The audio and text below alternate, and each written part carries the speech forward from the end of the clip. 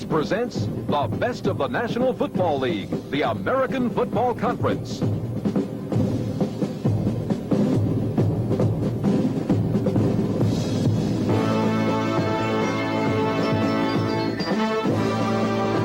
Brought to you by Chrysler Corporation. See the mileage makers at your Dodge or Chrysler Plymouth dealers. By Anheuser-Busch Natural Light. When you want a smooth, clean taste and a great light beer, just say natural. By Lincoln National Life Insurance Company. We're easy to remember. And by America's full-service bankers. Ready to serve you where you see this symbol.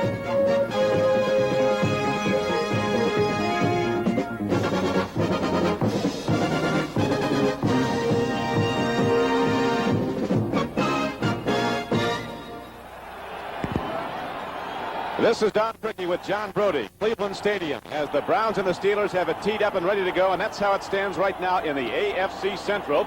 At the moment, Houston is beating St. Louis 14-7, so the winner of this game will have at least a share of first place in the AFC Central. Bleier kicks off. It carries deep, and newly acquired Dino Hall starts back upfield for the Cleveland Browns. He's got some room as Hall is out across the 30, out to the 34-yard line. Keith Wright, the brilliant young punt returner, kick returner for the Browns, is out for this season after undergoing knee surgery earlier this week. So Dino Hall has come in. That's how the offensive backfield looks. All right, Calvin Hill's the man that's in place of Greg Pruitt. Brian Sapp's been having a great year. He's carried him, actually, and if Cleveland's going to really be in the same league with Pittsburgh throughout the afternoon, the rest of his club's got to come up to his level of play. Well, they got the field position. The Browns come out of the huddle. They had an off game last Sunday at Houston. Were beaten for the first time this season. The Steelers had their 12-game win streak broken last Sunday at Philadelphia. Both these teams are way up for this game. Here's a handoff. Pruitt runs hard. The Steelers have given up very little to the run this season. The straight ahead carry is out across the 35-yard line to about the 37. Don, talking to Jim Schaffner and Sam Ratigliano before the ball game, he said, we know we can go to these fellas. These are our big play people, Rucker, Logan, Newsom. But what we've got to do, and it's an old cliche, is establish that we can run. He said previously in the last couple games we've established we could not, and that's not the way we wanted to go. Well, if you can establish you can run against this outfit, the Steelers, you get some offense. Calvin Hill aligns now behind Pruitt. I formation, two wide receivers to the left. Pitch back Calvin Hill. They come back to the weak side. And Calvin Hill drives the ball on a 2nd and 6 carry out across the 41-yard line. The Cleveland Browns and the Pittsburgh Steelers have been meeting since 1950. This is the 59th meeting in the series. And these are the fellas that have to move people around. George Bleier has moved his spot from right guard to left guard. He feels like he's playing better. Tom DeLeon is the real spearhead in the middle. Henry Shepard's moved from guard to tackle. They're a pretty solid offensive line. They have to be a little bit better to compete with Pittsburgh today. Now Rucker comes out wide to the right. Moving out to the left flank for the Cleveland Browns is Ricky Feature. It is 3rd down and about 3 for the Cleveland Browns. Somebody jumped in early. No marker down yet. Free football, and the Steelers have the football. Surely that Steeler who jumped in jumped back in time. So the first break of the game goes to the Pittsburgh Steelers, and they don't get breaks, they make them. I think, Don, what you're going to see is a lot of times fumbles happen because people get to the ball carrier before he's ready to have them do so. It wasn't the case this time. Dirt Winston just got a good piece of the ball when he tackled Pruitt, caused a fumble. The first big turnover is Pittsburgh's. Chuck Noll now congratulates his defense as they've come up with a big play again. They've allowed only 71 points this season as the Pittsburgh defense, and a lot of those are resulting in turnovers, giving the other team good field position. The Steelers have turned the ball over 16 times this year.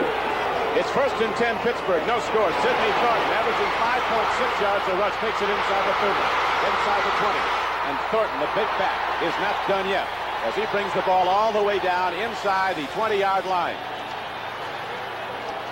Don, Joe Gordon, the PR man for Pittsburgh, has stated so. He says he can't understand it. We all know about Rocky Bleier, Franco Harris. He said Sidney Thornton is carrying this club offensively right now. You can see he turns a 4-yard gain into about a 25-yarder, and he's been the big play man for Pittsburgh. It's Bradshaw, Thornton, and Harris in the backfield. And so the Steelers, capitalizing on an early turnover after Cleveland's first possession ended in a fumble, are now starting to challenge. With no score in the first quarter, it's 1st and 10 at the 17-yard line of Cleveland. Franco Harris drives the ball down to the 10-yard line. Charlie Hall, Cleveland's leading tackler, coming to the game at the left linebacker, 59, was on the hit for the Browns. So right away, the Steelers come out. They want to run the football. They'd like to keep their offense on the field and their beat-up defense, give it as much rest as they can. Okay, it's a pretty windy day. Bradshaw would like to throw sparingly. He's got an outstanding receiver in John Stallworth. We know Swan's hurt. Jim Smith's a pretty good fill-in. And Randy Grossman is playing fine football. Look for number 89 late in the game, however. John Stallworth comes on the left flank. Jim Smith out on the right flank. It is 2nd and 4 for the Steelers. Draw play, Thornton right up the middle. And he takes the ball down to the 12-yard line. Cleveland's regular middle linebacker, Dick Ambrose, will only be used for spot duty today. He's got a back problem. In there in his stead is 56, Robert Jackson, a former number 1 draft choice out of Texas A&M. And he just went against an all-pro center in Webster, and Webster won. Well, that lineup right there, if you're playing defense, you know these fellas are going to trap you. The problem is you don't know when and you don't know who. But when you talk with these fellas offensively, they can trap with anybody in the game. The left tackle is a great football player for the Steelers, John Kolb. Now in the backfield, Sidney Thornton and Franco Harris in an open set. It is 3rd and less than a yard for the Steelers. No score first quarter. Bradshaw looks into the end zone. Over the middle, touchdown. He broke the play to the goal. I think they signaled it touchdown. Bennie Cunningham had it long enough. He had possession when he crossed the plane to the goal line, and the hands went up. It is a touchdown, Steelers. John? I think he was going for a little spike action as he crossed the goal line. It's a good thing he did it before after he got there. I've seen several guys go through their act before they got there, right. And then it would have been a 6-point mistake. As you watch Cunningham pick up the ball, a little bit low throw. Ooh, he just got there, I'll tell you. He hit it with his knee, actually. Yep. I think he was going to go into one of those dams. This is just a little delayed block down. He tries to let the linebackers get into their drop. He comes across the middle. It's 6-0. Now it's 7. Matt Barr hits the extra point, and so the Steelers capitalize early on a Brown fumble. And the Pittsburgh Steelers go out in front, 7-0. We'll be back at Cleveland Stadium. On Cricky with John Brody. Steelers capitalized early. They're in the end zone right away. They knew they had to get started fast. They did it. All right, we're ready now for the Steelers' second kickoff of this football game. Dennis Winston recovering that fumble on Cleveland's first possession. Now back again is Dino Hall to receive, and Matt Barr, who hit the extra points, ready to kick off for the Steelers. He's into the football. Sun's starting to break through. A lot of wind here. It's going to be a factor as the game wears on. Hall loses the handle. He's got a problem now. Dino Hall does get across the 20-yard line. We got some great NBC pictures of that last touchdown, the first of the game. Watch this now. We mentioned Bennie Cunningham. He was in for Grossman. 2 tight end situation. He blocks, lets the linebackers clean out. Then when he comes across, it's very difficult to tell whether or not he just crossed the goal line or whether he just got there a little prematurely. But you can see he's letting the linebackers go, beating the flow. You see the ball got hit. He's trying to get control of it. He was in, ruled by the referee. That's all that's counted. So you see it a couple different ways. Our producer here today for NBC is Larry Cirillo. Our director, Ted Nathanson. We're in the first quarter. The Cleveland Browns have their second possession now. They've had a problem moving the ball. Up the middle, they go back to Pruitt. And the Steelers close it down fast and hard.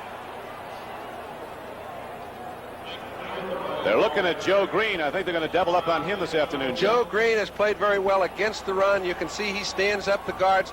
It's very difficult when the man you have to pick on is an 8 to 10-year veteran, number 75. They've been running at him. They haven't run effectively at him all year.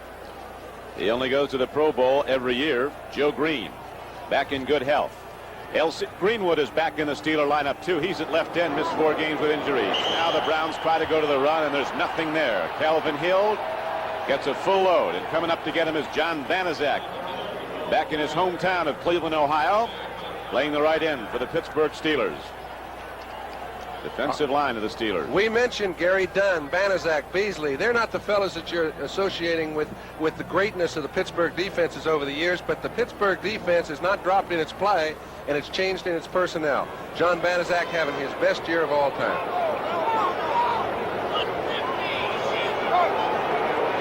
It is 3rd down and 7 now for the Cleveland Browns. End up. Here's Dino Hall in the backfield. They're going to high speed. And Hall takes it out across the 30, and he might have a first down. Now, as you know, Greg Pruitt is out for Cleveland. They're a great little scat back. So they picked up Hall, and he provides some of that outside speed, which the big backs don't have. got excellent speed, and he needed it that time. He just outran all the pursuit. Ham's got a little pulled hamstring. Jack Lambert's playing injured. Dennis Winston had to move over to the corner. So you see they've got kind of a makeshift defense, but they've still been tough. Here's some guys that can play football. J.T. Thomas starting at a corner for Ron Johnson. Mel Blount, consensus All-Pro year in, year out.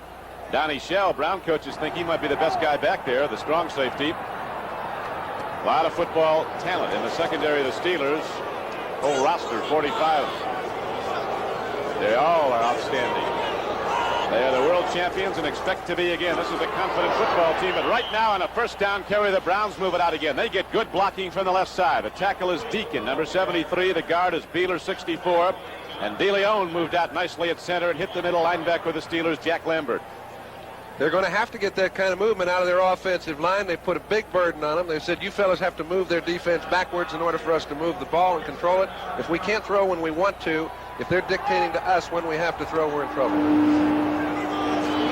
Ryan Sipe now sets down his Cleveland Browns on a second down and long 5 play at the 36-yard line of Cleveland. Pitch back here is Mike Pruitt. The big back from Purdue is stopped by Dennis Winston. The outside linebacker Winston got him first and then knocked him down. So right now we have 9 minutes and 50 seconds left to play in the first quarter. The clock is running. Cleveland and the Steelers are in the lead 7-0. A little short touchdown pass over the middle, rifled by Bradshaw to tight end Bennie Cunningham. Got it into the end zone. Third down and about 4 coming up here, John. It's a tough down. It's the kind of down normally you don't want to run the ball. You have to throw it in order to get a first down against a team like Pittsburgh. We'll see what they do. Ricky Feature and Reggie Rucker, the wide receivers. Sipe gets some time. He's got a man open. Elvin Hill was there. Elvin Hill was open, but Sipe had to come in high as the big Steeler linemen were in his face. So the Browns will punt the ball now. That ball looked like it just sailed right off his hand, Don. Now, we mentioned the wind is a factor today, and they are going against it. If you can be going against it and with it, it looks like it's swirling quite a bit, but it makes it very tough on quarterbacks. The kicking game could be very much affected by it, too.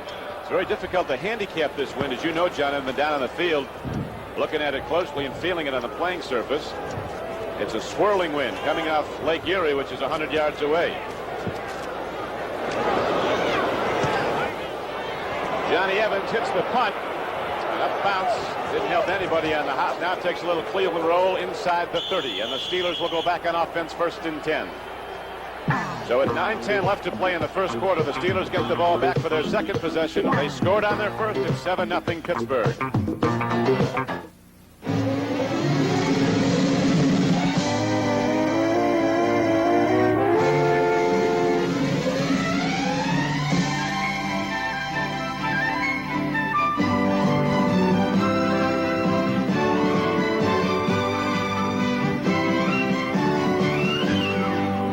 Now try and forget.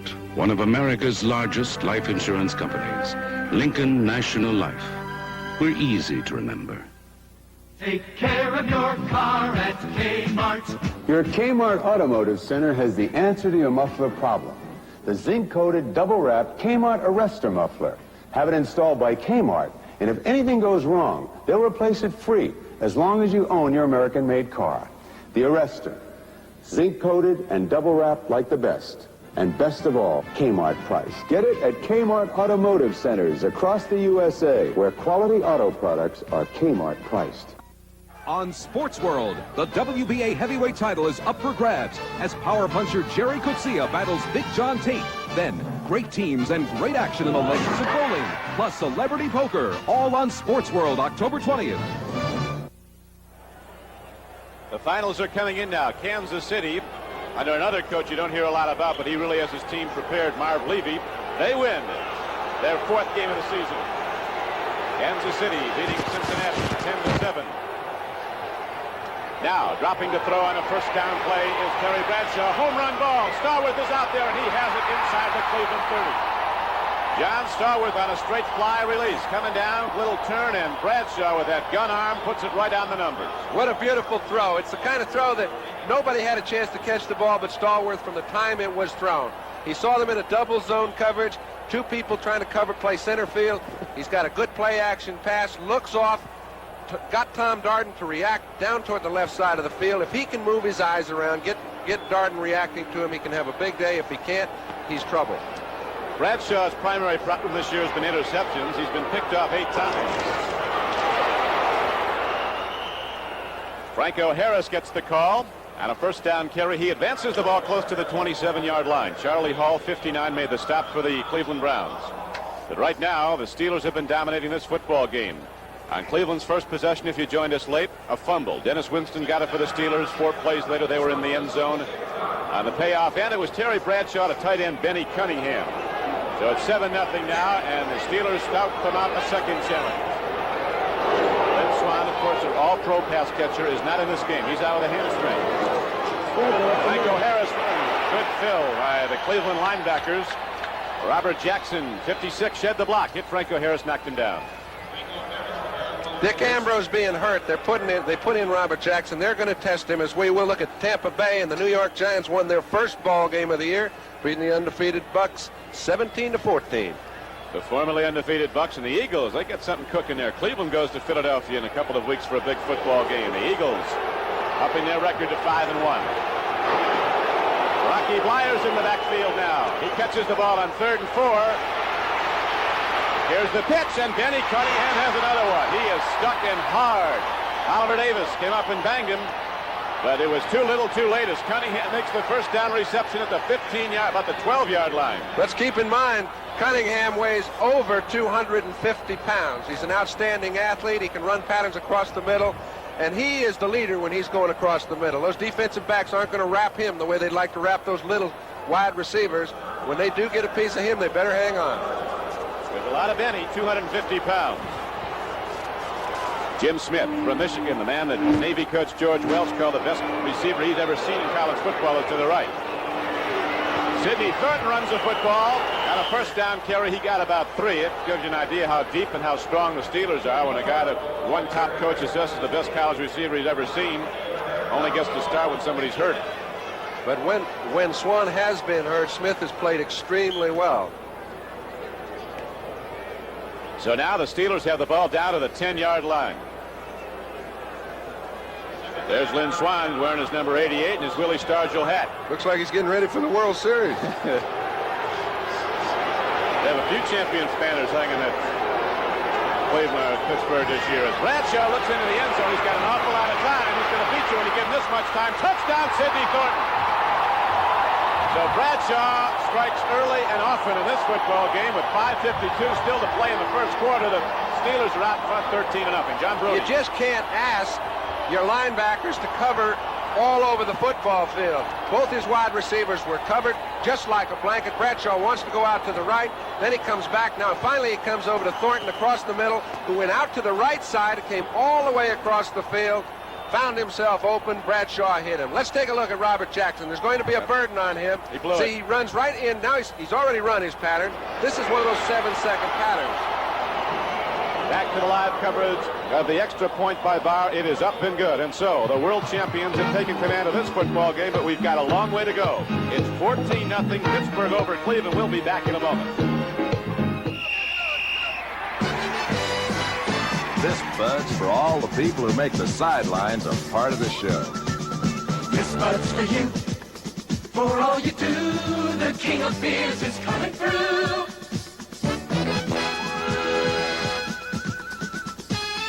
Yeah, just for you, that distinctively clean, crisp taste that says Budweiser. For all you do. This Bud's for you. When you look at the TC3, you're looking at the engineering concepts of the future. The TC3 was the engineer's car from the beginning. If you want a car with advanced engineering, look into Plymouth TC3. Terrific gas mileage, lots of standard features, and proven front-wheel drive. But the thing that'll make you want it is the fun you have when you take it for a drive. I'm not asking you to buy any car on faith. I'm asking you to compare. Lobo turns strippers into cheerleaders. The Panhandle Pussycats. And kicks off some wacky action. The Misadventures of Sheriff Lobo, Tuesday. With John Brody, this is Don Criqui back at Cleveland Stadium. The Steelers have taken command of this game in the first quarter, 14-0 as Bleier kicks off again. Dino Hall waits the ball at the 5-yard line. He's to the 20. A that good second move and accelerates ahead across the 20-yard line out to the 25. Zach Valentine, a high draft choice number 2, coming down, and he makes the special teams hit. And that's the only way you can make the Pittsburgh team. You're not going to get right into the lineup playing either offense or defense. You go down and you take on a few wedges. You find a spot for yourself on the roster. Zach Valentine made a great play. John, at this point now, does Cleveland have to come out of its game plan and start firing? Oh, I don't think so. It's a little early to get out of whatever design you've had going into the ball game. They wanted to run it. I think they've shown they can, but Sipe is a thrower, and he's been getting his team by on his arm, and I think you're going to see more of it. Well, the Browns said the coach of the problem last week they had to come out of the game plan early. Here's Ozzie Newsome, and he catches the ball on Wagner. It's a first down for the Browns. Ozzie Newsome, a strong tight end who's got the excellent speed, gets down. Here's an upset. The Chicago Bears in a hailstorm at Buffalo on a 1-yard run by Walter Payton with just over a minute to play in the game. Beat the Buffalo Bills 7-0. Atlanta back on track now after Green Bay's big win Monday night over New England. Atlanta on the home field beats the Packers 25-7. Atlanta now 3-3. The Packers are 2-4. Brian Sipe with the big throw to Newsom has a first down.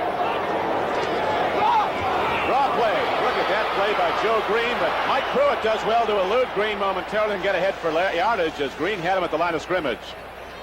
A very nice 4 or 5 yard gain. We mentioned Dirt Winston. He's got to play the outside, see how he does. Number 53. You can see he doesn't go for much. Calvin Hill's trying to get a piece of him. See if he can't help Mike Pruitt. He does his job. Pruitt picks up 4, but it was a nice run to get it. So far, both teams have run 10 plays.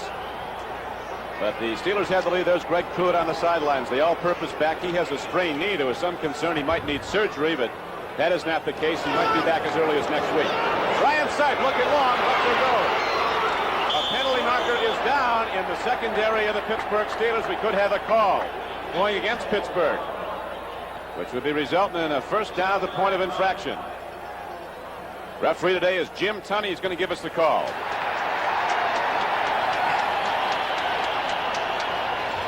Going to go against the Steelers, John. It is. It's going to be first down for the Browns. They need to sustain a drive here. They've got to get some points on the board. 5 yards, first down. So it's not a pass interference call. It is a holding call. Defensive penalty resulting in the first down. And the ball is advanced to the 45-yard line of the Browns. Cleveland has it first down. Dave Logan goes out. Ricky Feature getting a lot of playing time. Browns send in the plays to Sipe, alternating wide receivers.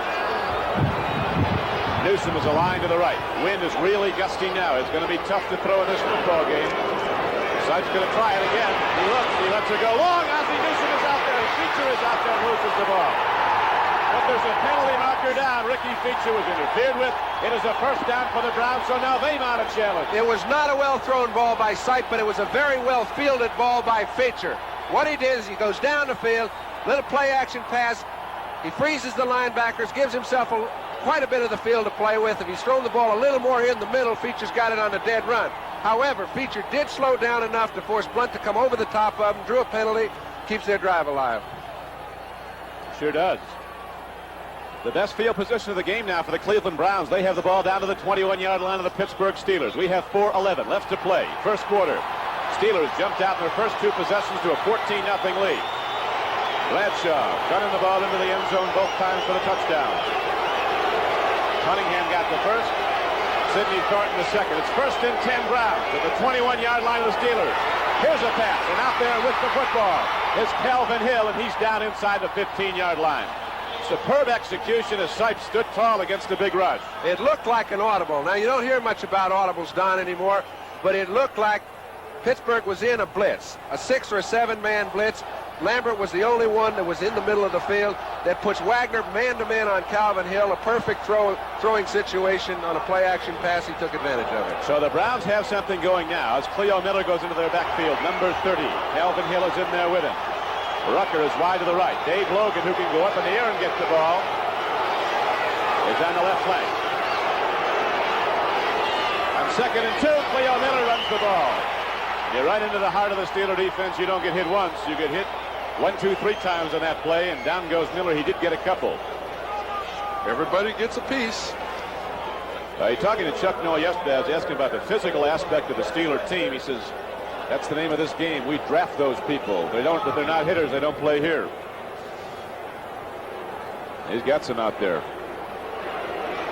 3 deep in hitters. Mike Pruitt now goes into the backfield. Cleo Miller comes out. It's going to be 3rd down and less than 2 yards. Ball's at the 13-yard line of the Steelers. Cleveland in white and orange in possession, trailing 14-0 in the first quarter.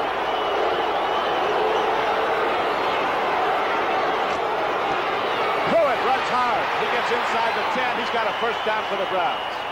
Good offensive surge. Both guards. And the center, Tom DeLeon, just enough surge to pick up a first down. That 1 or 2 yards is not an automatic. It's not easy. Here's Henry Shepard on the right, 65. Jackson on the right at the right guard. DeLeon, real good offensive surge. Gave Pruitt a chance to pick up the first. So now the Browns are challenging. There's 15,000 here from Pittsburgh. Trying to get somebody elected. I'll tell you what, you get a pretty good football team out of some of these hombres that come in to follow the Steelers. They were ready last night. I don't know if they're ready today. They were really ready last night. Sipe looks into the end zone. The ball is tipped. The Steeler linebacker, Jack Lambert. People talk about how good Lambert is at stopping the run, but he's one of the most effective linebackers patrolling that middle. He gets in the proper lane all the time, and he's very tough to throw on, and it really helps those safeties. It's interesting, Jack Lambert grew up not far from Cleveland, was a Browns fan all his life, never missed a game. No Browns fan anymore. These two teams don't like each other. They get after it. Jack Lambert, the middle linebacker, dropping back in that zone coverage, and he tipped the ball. So now it's second. Conceivably, the Browns could get a first down if they get to advance the ball inside the 1. It's just outside the 10-yard line. Now it's 2nd and 10. Pitts back goes. Here is Pruitt running hard. He's got everybody out in front of him. He's down to the 6-yard line. So a 3rd down play comes up. And I think, John Brody, we could see Sipe throw into the end zone. Well, certainly we could. It's no easy trick to pick up 5 yards when you're down on the 6-yard line on 3rd down. It's the toughest situation for a quarterback. I'm sure that, teams get into drills where you say inside the 10-yard line, what's our best 3rd down play? You're going to see it right now. And why I don't is it so know tough what for it is. a quarterback? Why does Well, you run out of room. Yeah. Everybody crowds you. And there are no patterns that you can run effectively down there. You just have to get one-on-one situation somewhere and hit them. That's tough. Yes, it is. Right now, it's going to be tough for Brian Sipe and the Browns offense. 3rd at the 6. Into the end zone he throws. Rucker can't hold on to the football. A little bit high. I think he would have come down outside the end zone, so the kicking team goes out. Would have been a great catch, but Sipe did throw the ball the only place he had a chance to make the reception. So now a very capable place kicker, particularly when the weather's bad like it is today with this gusting wind. Don Cockcroft comes on the playing field for the Cleveland Browns as Sipe goes out. He actually threw the ball over 40 times last year, considering the number of plays that were called back on penalties. And Sam Martigliano says we don't want to be throwing a football 40 times. You usually don't win a game when you do that, and they certainly did not last week. Here's Cockcroft. He hasn't missed many, though. He hits it. He's wide. Don Cockcroft doesn't get it there in the swirling wind. He is wide, and so a good Browns drive comes up empty. 1:22 left to play in the first quarter, and the Steelers give up yardage, but they do not give up points as we watch that kick again. We'll be back in a moment. You work hard for your money, and you want to do the right things with it. So get professional answers to confusing financial questions like these. I've got about $1,000 to invest. I've heard about savings certificates, government notes, and other things. I'm single. What's best for me? What's best for you? Your full-service bank has the answers. We paid the mortgage on our house down to a small amount, while the market value of the house skyrocketed. Would it be smart at our age to remortgage and use the money in some other way? There's a lot to consider. But once again, see your full-service bank. They've got the answers. On our vacation, we're going to look for a condominium. Yeah, but how'll I make the down payment away from home? When you need answers to questions like these and the services to back them up, you've got them when you bank behind this symbol. America's full-service banks. We've got the answers. Here is the seemingly point-blank field goal attempt at Don Cockcroft, but as we see, it just goes wide to the right. Hit it pretty solid, but you can see it comes in a little late. And Mr. Cockcroft, quite disappointed. He doesn't miss him from way out, let alone in close. But oddly enough, he's 0 for 2 from that distance this year. First 3 games of the year, he put him on the win column. That's right. They won on Cockcroft field goals the first 3 weeks, once in overtime at New York. Bradshaw goes to the run. But now the Steelers use their power game as driving straight ahead into tackle Sims and Shirk is Franco Harris. NBC's Sports World coming up in 2 weeks on October 20th. You'll see 2 of the hardest hitters in boxing go toe-to-toe for the WBA Heavyweight Championship of the world. Undefeated Big John Tate goes against undefeated Terry Bradshaw, live from Pretoria, South Africa. And also you'll see action with the legends of bowling, plus the possibility of a celebrity poker tournament. But a world championship fight coming up October 20th on NBC. Thornton runs. Boy, he's a big guy, and he hits people, and you got to really question who is the hitter and who is the hittee when he runs into a defense, because he's dealing it out too. Jackson got him finally along with Ron Bolt, but there's good yardage. The New England Patriots had to work hard and come from behind to beat Detroit today, 24-17. Lions lost another quarterback. Homelow went down in that game. It's 3rd and less than 2 yards now for the Pittsburgh Steelers. The ball at their 29-yard line. The first quarter is in its final seconds right now, and the Steelers are in the lead 14-0. And to Franco. Oh! Look out, look out, look out. It's a foot race now. And the big guy from Penn State is going to take it the distance on 3rd and short yardage. A 235-pound fullback turns out to be the fastest guy in the field. We mentioned 71 yards for a touchdown. A guy, as you said, at 230 pounds. Tom Darden is a free safety. Free safeties are known for their speed. He did not have more than a stride on Darden as he left the line of scrimmage, got through the secondary. He maintained it and extended it once he got down the field. Now here's a man who can fly. He stated in his own words, he's gotten off to a slow start. He certainly hasn't started slow today. Interesting, the longest run in his career prior to this was a 75-yard touchdown run, and that was against the Cleveland Browns. So now, Bleier is out to try an extra point again as Pittsburgh, world champions that they are, has taken command of this football game on the last play of the first quarter. Pittsburgh extends its lead to 21-0. End of the first quarter, Pittsburgh 21, Cleveland 0, and we'll be right back after these messages from your local station. When hell was in session, the true story of the POW the North Vietnamese couldn't break. For 7 years, he fought to stay alive while his wife fought to set him free. He tricked his captors and blinked an agonized message in code to the world. What have they done to him? Hal Holbrook and Eva Marie Saint in a gripping world premiere Monday after Little House. City News, tonight on Channel 11. Our creepy camera from the end zone gives you a look at this play as an offensive back would look at a defense. When he breaks through there, you can see you just need one little crack. There's nobody in the secondary. They've got 10 men at the line of scrimmage doing all they can to stop him from making a first down, but they didn't stop him from making a touchdown. Sam Retigliano on the left, Chuck Noll on the right. Brown, the right tackle, threw a great block, as did the tight end Grossman, who blocked down on the linebacker, and it's 21-0. Now, Dino Hall has a problem with the football, and the Steelers have it. The Pittsburgh Steelers, they have the football at the 12-yard line. Well, the world champions misfired last week, but man, they are unbelievable, and 15,000 people can make a lot of noise because it sounds like this is at Pittsburgh. Well, I think Pittsburgh did what was so untypical of them last week in the dressing room. For some reason, they were unaccustomed to being the way they were. They were a little nervous, a little tense, just kind of ready for the ball game. They knew this was big for them. Look at the way they get after that ball down the field.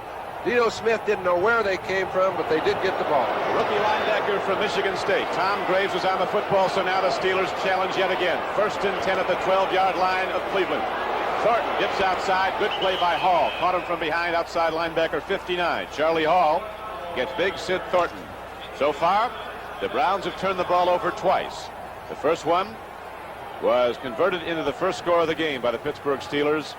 And now, as we're early in the second quarter, it is 21-0 Pittsburgh. Now, if this game should get any more out of hand, we're going to switch out to Denver, where the San Diego Chargers and the Broncos are hooked up in a scoreless game. That's if the Steelers start to blow this one wide open, if they have not, in fact, done that already. Well, 21 is, you can come back from there. 28's a little more difficult. Bradshaw wants that 28. Out there is Jim Smith. Diving catch, touchdown, Pittsburgh Steelers. Boy, they're just eating it up today. They look great. He's the replacement for Lynn Swan. Now, that's about as fine a catch as you're going to see all year. He knew he had it all the way. He dove that. The end zone's a little bit soft in there. Bradshaw made a pretty good throw, but it was a great catch. Little play action. He's putting the ball the only place anybody can grab it. He beats Bolton. You think Terry cares? I tell you, they say another big factor in Pittsburgh's success. They all believe now in Bradshaw. A few years ago, he'd have the great game in the off game. They know that he's going to take in the distance. He's done it. Here's the extra point attempt. It's wide by Barr. That wind out that end of the field. The open end is going to be a factor. But with 14:07 left to play in the first half, the Pittsburgh Steelers have moved out in front 27-0. We'll be back in Cleveland in a moment. Natural light beer, please. Actually, I guess you're supposed to say, give me a natural or make it a natural. Okay, so I'm a maverick. But, you know, I just walked out of a bar because they didn't have natural light beer. You must have been humidified. So was I. I empathize with you. You know, a cabin without the smooth, clean taste of this light beer is downright unnatural. You know, that's so true. That's why I came in here for a natural. There you go. I just said natural. It goes to show you, because you hear something so often, you naturally just follow along like a flock of sheep. Monkey see, monkey do. Super Automotive Value. Your day with NFL 79, followed by regional coverage of exciting NFL action. Telecasts include Joe Ferguson leading the Bills against the Dolphins, the Patriots-Bears battle, and Seattle's Zorn Talargen combo challenging the Chargers. Hello again, everyone. Brian Gumble in New York reporting to you that the Baltimore Colts, in search of victory number 1 of the season, out in front of the New York Jets, 10-0. Their first touchdown, Greg Landry scrambling to his right, looking into the end zone, finding a former number 1 draft pick, Reese McCall. They've added a field goal. It's now 10-0 Baltimore out in front of the Jets. Let's go back to Cleveland. Don Criqui and John Brody. And now, Matt Bleier is ready to kick it off once again for the Pittsburgh Steelers as they've taken command of this game 27-0 early in the second quarter. Don Criqui with John Brody at Cleveland. Dino Hall, who saw the last kickoff return result in a fumble, subsequent recovery, and then on to the touchdown. The Browns have done that twice in this game. This telecast, the Steelers have. The telecast is presented by authority of the National Football League and is intended for the private use of our audience. Any rebroadcast or other use of this telecast without the express written consent of the Cleveland Browns and the National Football League is prohibited. So Bleier will do it all over again back at the 30. John, the Cleveland Browns aren't sure what's happened to them, but they know it is not good. And Pittsburgh has not made one mistake all day long. That's throughout a whole first quarter of football. They scored a touchdown every time they got their hands on the ball, and they haven't allowed Cleveland's offense to really move the ball effectively. And Coach there's Noel, the man. You wouldn't know if he's ahead 27-0 or behind, but he doesn't change. The interesting story about when he was hired by the Steelers back in 1969. They interviewed him the day after Baltimore had been upset by the Jets in Super Bowl III, and his composure, in the opinion of Dan Rooney, was so great. So this is the kind of guy I think we might want leading us out of the wilderness, and he's done that too. Dino Hall's not done yet. The little guy comes out across the 35-yard line, gets to the 37. Randy Grossman playing special teams. He goes both ways for the Steelers, made the hit. So now Cleveland will try to get something cooking again. They've not moved the ball at all. They did the one possession, you remember, got it down close, and then the field goal attempt by Cockcroft was just wide. A lot of good things, Don, have got to happen for Cleveland to even get back in the ball game. They've got to score twice. Not an easy group to score against. And the weather is just like the Steelers like it. It's getting a little ugly now. Gusting winds as Brian Sutton has to throw into it. He's looking, loops it out. Well thrown ball. Calvin Hill makes the reception, and the big guy from Yale is down to the 32-yard line. Nice play for the Cleveland Browns, and they'll need many more of those.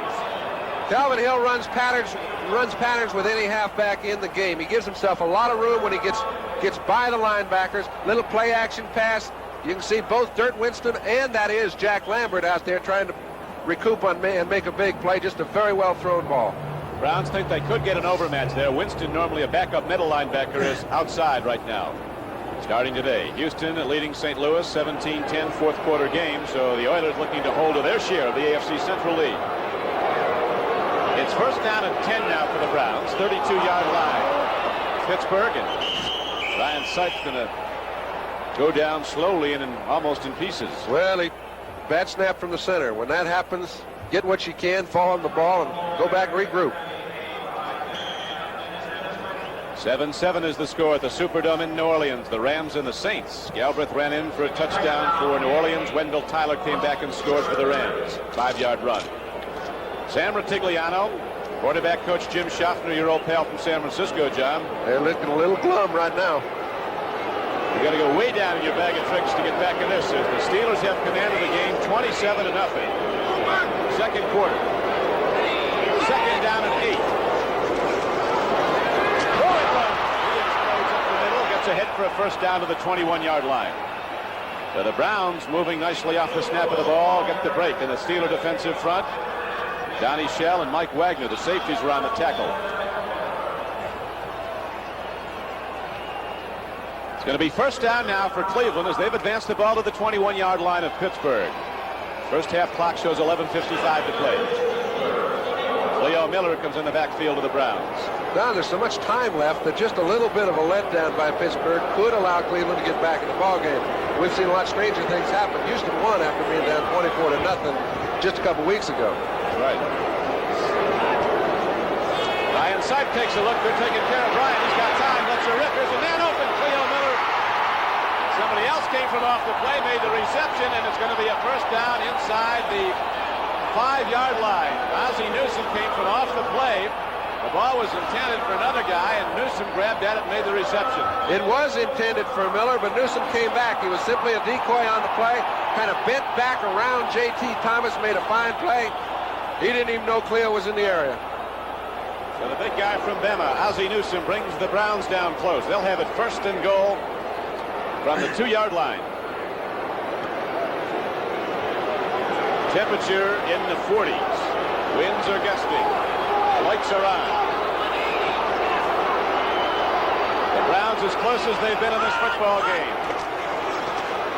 Ryan Sipe rolls out, takes a look into the end zone. Intercepted! Donnie Shell intercepted the football. And they're up and swinging. Mike Pruitt lost the ball, came in a little high, had both hands on it, though. He should have caught it. Well, when it rains, it pours. You know, the ball was thrown a little hard. Sipe actually had a lot of time. He didn't expect to have as much time as he was given, and Shell just kind of ran into a bobbled ball. Take a look. Here's a little bootleg play. He's got Rising out in front of him. He finds Mike Pruitt in the end zone. A little bobble allows Shell to get on the ball, and they get another turnover. So the Steelers are getting it every which way. The Browns have been down close twice. They've come up empty. It is 20-7 Pittsburgh. We'll be back in a moment. Here's a great Radio Shack bar. Of America as they vote for their sexiest male. Then the centerfolds come to life at the Playmate reunion. Wow, unreal people.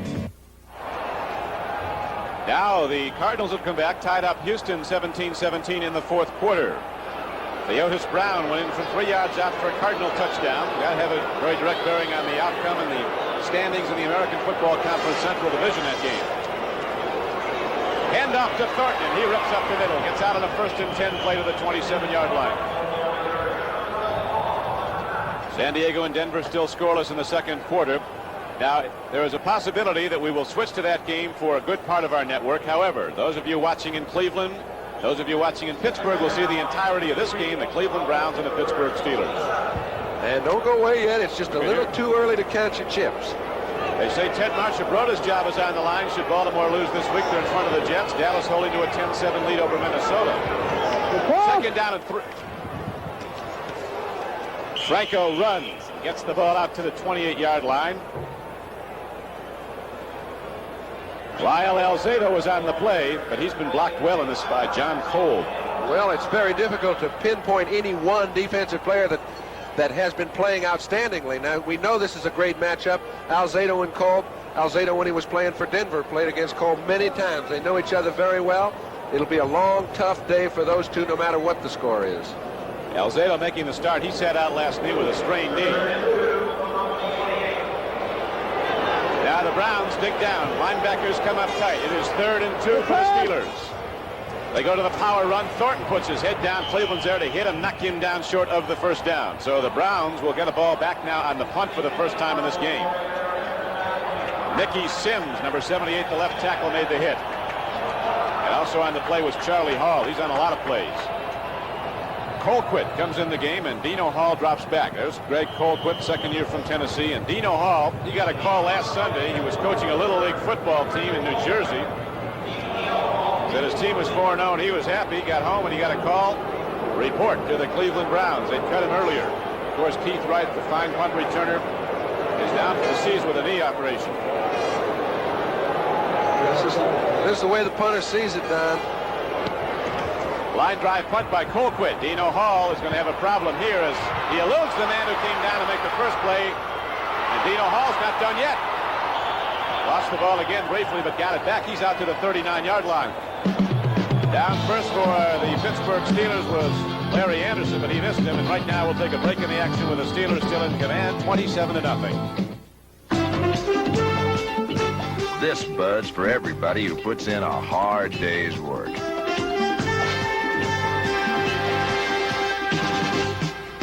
This Bud's for you, for all you do. The king of beers is coming through. Yeah, just for you, that distinctively clean, crisp taste that says Budweiser. For all you do. This Bud's for you.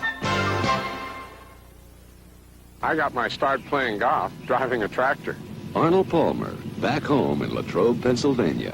My father was pro here, but before he taught me to play golf, he taught me to treat the equipment right. So, we used Pennzoil, and I think that old tractor of ours lasted 30 years or more. Look, if Pennzoil and I hadn't taken good care of the equipment, I might have never gotten on the golf course. Pennzoil, America's ask-for motor oil. On NBC's Sports World, it was Muhammad Ali's title. Now it's up for grabs as South African power puncher Jerry Coetzee battles Big John Tate for the World Boxing Association's heavyweight crown. Live from Pretoria, South Africa, October 20th. Next Sunday, there is an outstanding lineup of exciting NFL action on NBC. First at 12:30 Eastern Time, NFL 79 with Bryant Gumbel and Mike Adamle. And a look at Wild West football, Canadian style in Calgary. Then most of the country will see the big interconference matchup between the high-powered Patriots and the Bears with Walter Payton, who won the game today at Buffalo. Other key games, Buffalo at Miami, the Seahawks and the Chargers, Denver versus the Chiefs. Now, Pruitt comes out wide, and he is down inside the 45-yard line before Lambert finally ran him down. And there again, they're trying to pick on Dennis Winston. Now, he's an outstanding middle linebacker. He hasn't played the outside. He has to go in because 2 or 3 injuries have occurred. They have been able to isolate him a couple times. When they have, they've been effective. Still haven't got any points on the board. It's a long way back from 27-zip. Ooh, man, that is a big hole you've dug yourself. 27-0, Pittsburgh is in the lead. The Browns have moved the ball on 2 possessions once they were down point-blank range. An interception in the end zone stopped them. Another time missed field goal. Here's Pruitt. He gets some open room. And Pruitt on a first down carry rips ahead for close to 10 yards. He got 9. It'll be 2nd and 1. Dennis Winston, 53, made the tackle. Pruitt comes into the game as Cleveland's leading rusher. He's averaging 3.5 yards a carry. He's up close to 300 yards for the season now after his efforts here in the first half. The Steelers with Banaszak at right end. Down at right tackle is Furness. Joe Green and Greenwood, the front 4. Now Gary Dunn has gone out, and Beasley has come in. He's playing the left end. Goes and over the middle goes Calvin Hill, and he's down close to the 32-yard line. Calvin Hill gets a first down for the Cleveland Browns with 7:06 to play in the first half. I really think Cleveland has a chance to get back in the ball game. It's very difficult to keep your intensity level as high as they had it early in this ball game throughout an entire half. And when you're ahead by 27 points, you start thinking to yourself, well, we've got to keep going. We've got to keep going. And when you think that way, you're not going. And right now, they're in a vulnerable position. If Cleveland can take advantage of it, get 10 points, 14, and get back in the ball game. The Browns should have 10, but that Pittsburgh defense denied them, and this field goal also stopped a 3-point attempt. And here is Sipe as a penalty marker goes down. He's lofting it into the end zone. Rucker is in there, but there is a penalty marker down. A penalty marker is down on the field. It's a touchdown. Looked like a defensive penalty. And that's what we're talking about. That time, Rucker goes down, beats a little double coverage. There was really nothing to it. And he just ran a simple little pattern. He was down there beating 2 people and siped through the ball. It's like, ho hum, how easy it is. Here we go, Reggie Rucker. This is a double coverage. He's got Donnie Shell, who thinks he's going to make the cut down about 15 yards deep. He just turns it out. Sipe throws him the ball, and they've closed the gap a bit. They have indeed. Here is a good throw, and Rucker right out there takes it, makes sure he's got it. Into the end zone he goes. So the call was against the Steelers, and the play goes, and the Browns are on the board for the first time in the game. Hackcroft ready to throw the point after attempt with Logan holding, and he is right through the uprights. So with 6:28 left to play in the first half now, the score is the Pittsburgh Steelers 27, the Cleveland Browns 7. They'll be back at Cleveland Stadium in a moment. The Browns finally got it in the end zone. They've been close, and this time they take it in. The completion from Brian Sipe to Reggie Rucker, a 6-point production for the Cleveland Browns, and now they trail 27-7. 32 yards was the distance. They'd love to have Greg Pruitt in the lineup, but he'll not be back until at least the earliest next week. A strained knee for Cleveland's all-purpose back, the former Oklahoma Sooner. Boy, can he play. Not big enough to play, they told him. He was a 5'2" tight end in high school. He was probably taller than the other guys, though. But 80 passes. Hackcroft kicks off and kicks off well. He drives it into the end zone. This won't come back. Larry Anderson fields it over the shoulder. I'll tell you, the Browns might be down, but they're pretty high as their defense now comes running out onto the field. So it will be 1st and 10 for the Pittsburgh Steelers. They have a 27-7 lead. They've converted 2 Brown fumble recoveries into subsequent touchdowns. They've done it without Lynn Swann, who stands on the sideline. Winners tell jokes and losers say deal, says Lynn Swann. Yeah, but this game's still in, we're still playing this game. 2.5 quarters to go. 80,000. This arena has been sold out for some 6 weeks. Start up now as Harris goes wide. And the Browns finally knock him down, but 5 yards downfield. Here's a penalty coming in, John, after the play. I don't think it was for anything after the play. I think it was a holding penalty. We'll see. This is a big series of plays for Cleveland.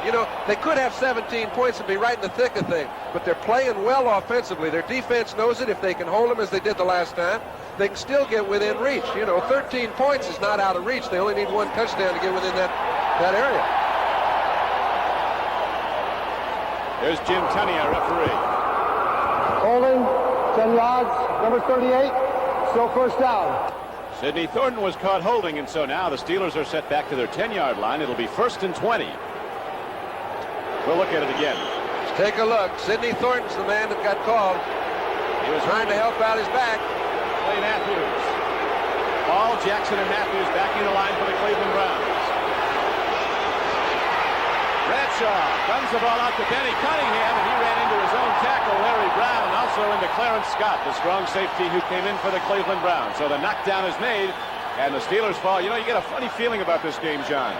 You just have the feeling sometimes. You could almost feel Pittsburgh just get a little bit listless after they got their 27th point, and now Cleveland getting 7 points on the board is kind of pumped up. They know they have a chance to get back in it.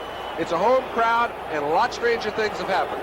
Now some new people come in on the Browns defense. Rich Dimler, a big, tough tackle from Southern California, comes in. Sims comes out. They go to a 4-1-6 defense. They've got 6 defensive backs in the game. Clinton Burrell comes in the game, rookie from LSU. Here's a handoff. They go to the draw, and there's nothing there. Browns shut it right down. They're really starting up in Cleveland now. Jerry Shirk, number 72, an all-pro football player, makes the big play. You can tell the people in the stands feel the same thing. When you get a 27-7 game and the home team's got the 7 and the fans are as excited as these people are, there's something going on here that I'm not quite aware of, but they're going to get the ball back. They've got plenty of time to put another drive together. There's something happening here in Cleveland now as Shirk makes the big play. These Browns are hanging tough. A long way to go, 4:50 to play in the first half.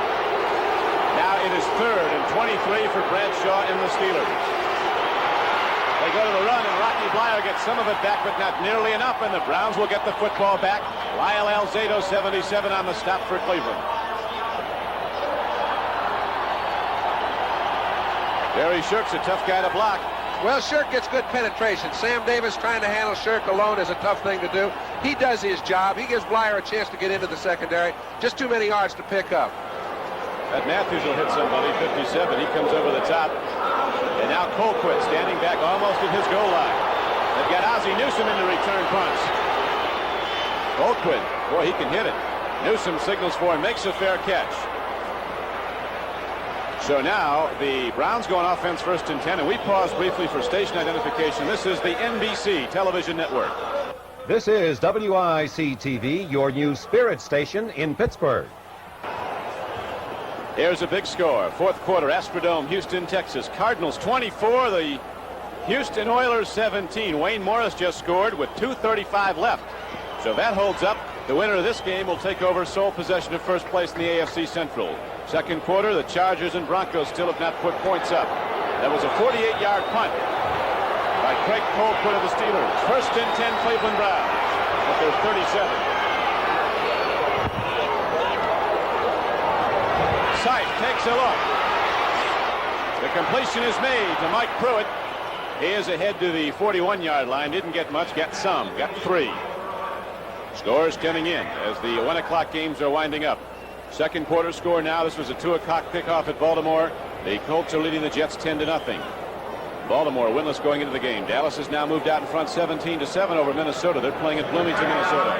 Dorsett has run for 2 touchdowns for Dallas from 3 yards out both times.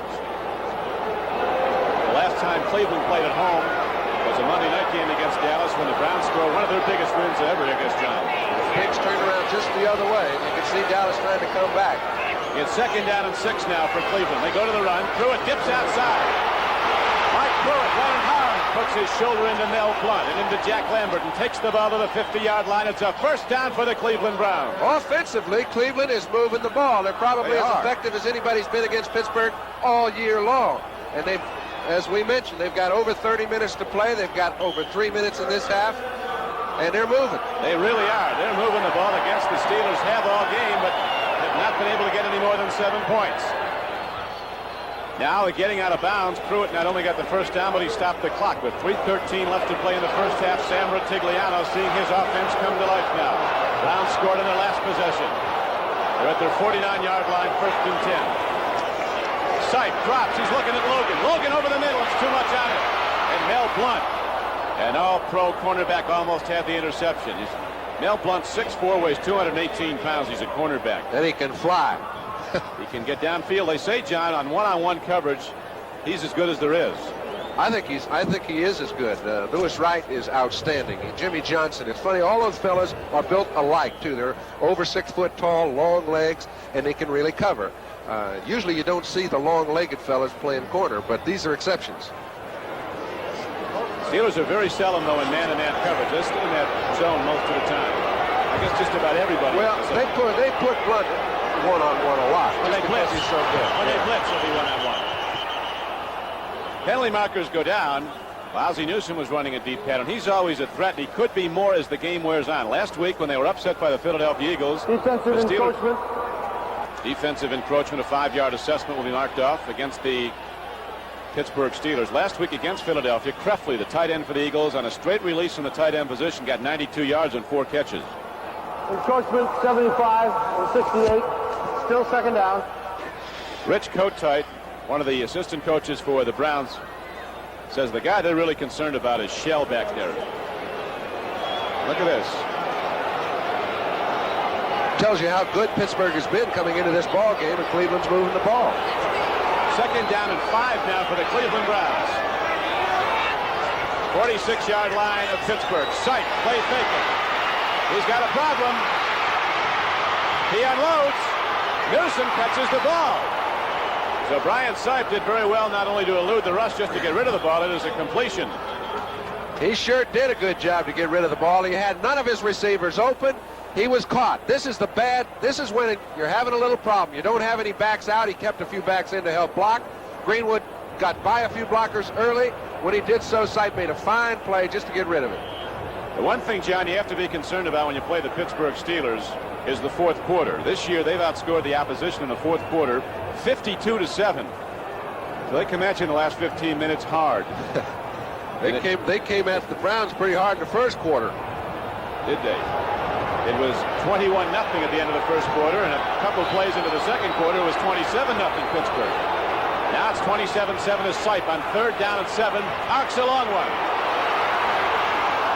Little bumping downfield. J.T. Thomas was on the coverage of Rucker, but it's clean all the way. The official right on the play. Don Rucker's had a little leg problem. He hasn't been able to run at full speed, which is the reason we mentioned you might see a Willis Smith or a John Smith or Willis Adams.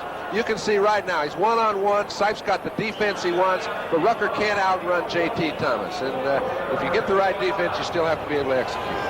He's a great comeback story. His career was over last year because of a blood disorder, unusual illness, but J.T. Thomas is back and playing strong football for the Steelers, and now the Browns will have to punt with 2 minutes left. Oh, they're going to throw the ball. Johnny Evans, first down. Great play. He goes to feature. Johnny Evans was a quarterback at North Carolina State.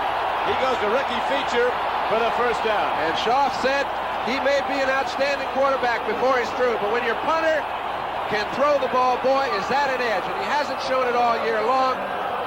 That's the first throw he's made during the regular season, right on the money. And Cleveland keeps its drive alive. So with 2 minutes left to play in the first half, the Browns get it going now, and they're starting to mount another challenge, looking to get back in this football game. The first NFL completion for Johnny Evans is a big one, and we'll be back with the Browns with a 1st and 10 in a moment. The other day I saw an ad for a bargain muffler at one of those department store auto centers. So I went and I said, how long a wait? He says, sit down. We'll get to you. So I went to another department store. I said, how much longer? He says, sit down. We'll get there. Boy, did they get to me. If that's what they call a bargain, it was no bargain. At Midas, they gave me a good price and had me out in under 30 minutes. It pays to Midas size. I had my own way of tackling. I used to grab the whole backfield. Then I threw guys out until I found the one with the ball. When I started drinking beer, I did the same thing. And this is the one I'm holding on to. Light beer from Miller. It has a third less calories than the regular beer. It's less filling, and it tastes terrific, too. I also love the easy opening can. Light beer from Miller. Everything you always wanted in a beer, and less. With John Brody, this is Don Crickey back at Cleveland Stadium. 2 minutes left to play in the first half. The Browns fell behind 27-0 to the world champion Steelers. Now Cleveland, scoring on its last possession, is driving again. The Browns have the ball at the 34-yard line of Pittsburgh with 2 minutes to play in the half. It's 1st and 10 Cleveland. Logan goes wide to the right. Reggie Rucker is wide to left. He got in the end zone the last time the Browns had the ball.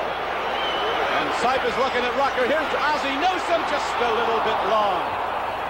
I'll tell you, that Donnie Shell did a heck of a job of covering, because Newsome did get one-on-one with Shell. Wagner was out of the play completely, and he stayed right with him. Okay, everybody in the house knows he's going to throw, but to whom? Newsome goes right down the field.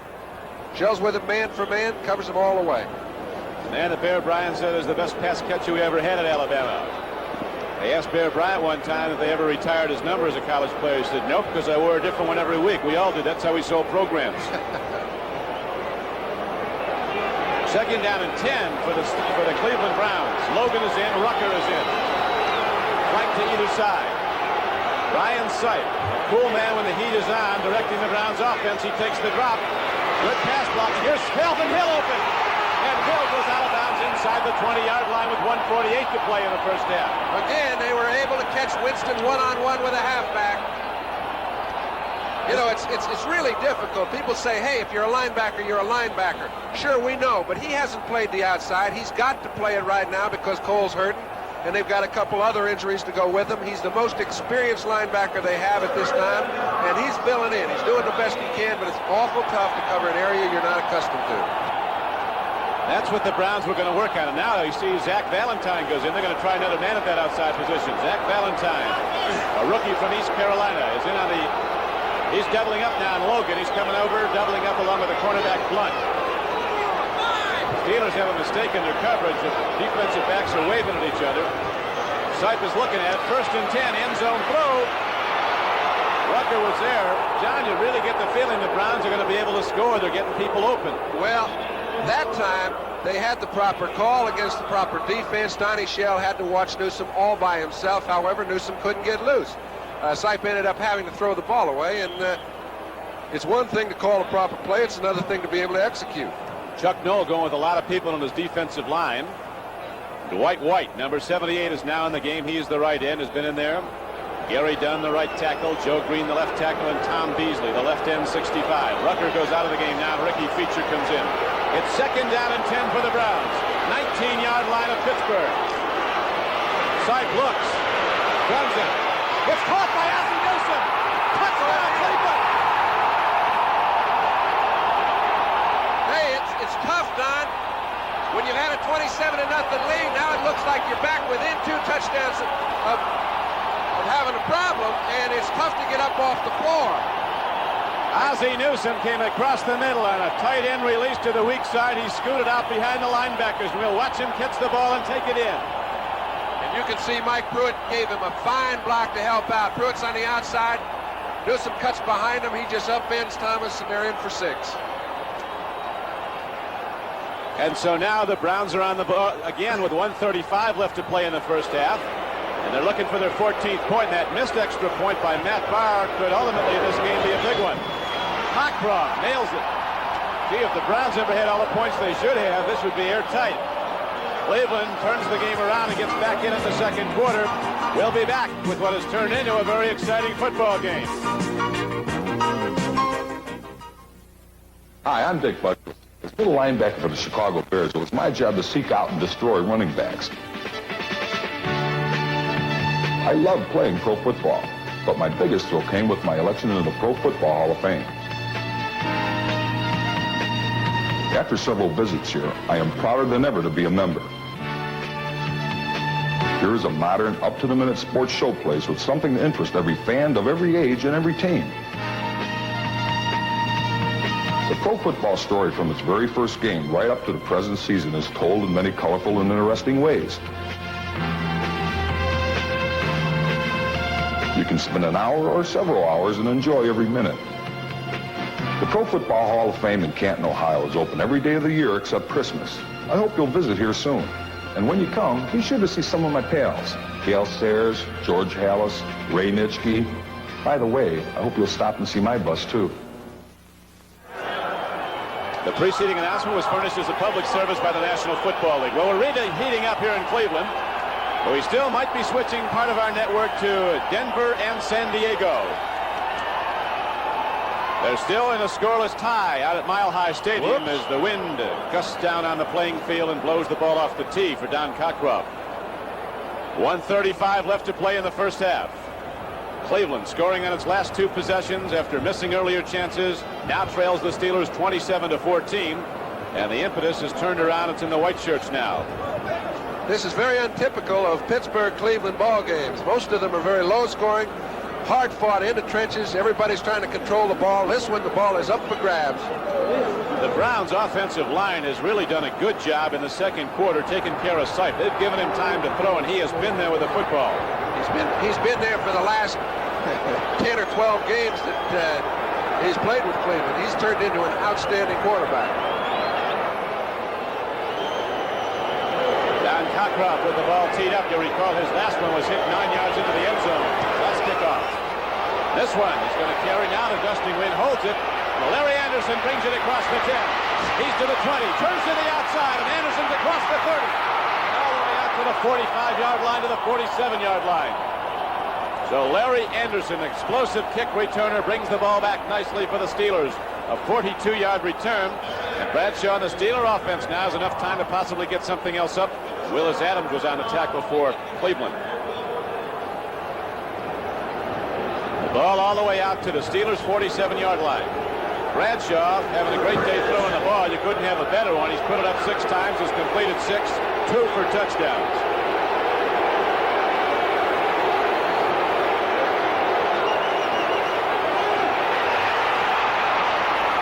Pump faking. Completion is down to the 42-yard line. John Stallworth came back at the football.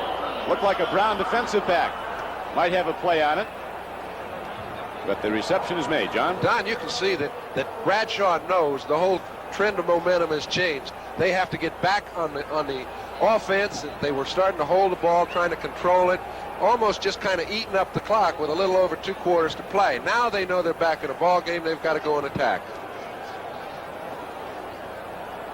Sam Ratigliano starting to feel a little better about this. Tonight on NBC, Disney's Wonderful World will be coming up at 7 o'clock Eastern Time. Part 2 of the $1 Million Duck, starring Dean Jones. At 8 o'clock, it is a big event, Gray Lady Down, starring Charlton Heston and David Carradine. And then at 10 o'clock, it is Primetime Sunday with Tom Snyder. That's tonight on NBC. Right now on NBC, it's Chuck Noll and the Pittsburgh Steelers. A little bit concerned as their 27-0 lead has now been cut to 27-14. But the Steeler offense is on the field with 1:18 left to play in the first half. Rocky Bleier goes in the offensive backfield. Usually a pretty good indication they're going to throw the ball because the Rock can catch it and he can also pass block about as well as any back in football. He'll pick up that blitz and send it back the other way. First and 10 Steelers. They go to a draw play and Thornton doesn't get much. Shirk playing a brilliant game. Again fights off the block. Got a piece of Sidney Thornton. And the clock continues to run, and it's going to wind down to a minute now. The Steelers going into formation without a huddle. That is the game clock you see winding down. Second and 10. Bradshaw takes a look deep. Now triggers it to Rocky Bleier. And Bleier is down close to the 30-yard line, very near to a first down. He might have it, John. Excellent pattern all the way. Bradshaw just kind of looked people off, let Bleier come out late out of the backfield. There were no linebackers in the area, picked up a first down. And they're on the move with 46 seconds left. Now we have a conversation on the sideline as Bradshaw comes over to talk to Chuck Noll's Dick Hoke, a longtime running back with the Steelers. What are they saying? I don't really think there's any wisdom going on. It's just they're trying to discuss how to handle their timeouts, what plays they feel they might call at this time. There are probably 2 or 3 thoughts that he'll go out there with. I think Chuck Noll is an outstanding offensive coach.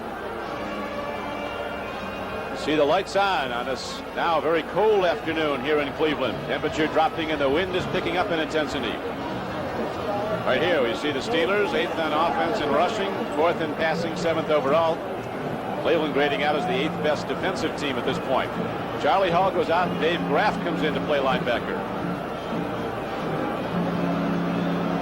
Wind is really gusting now. It's a very unusual wind. You can't tell which way it's going to come at you from before.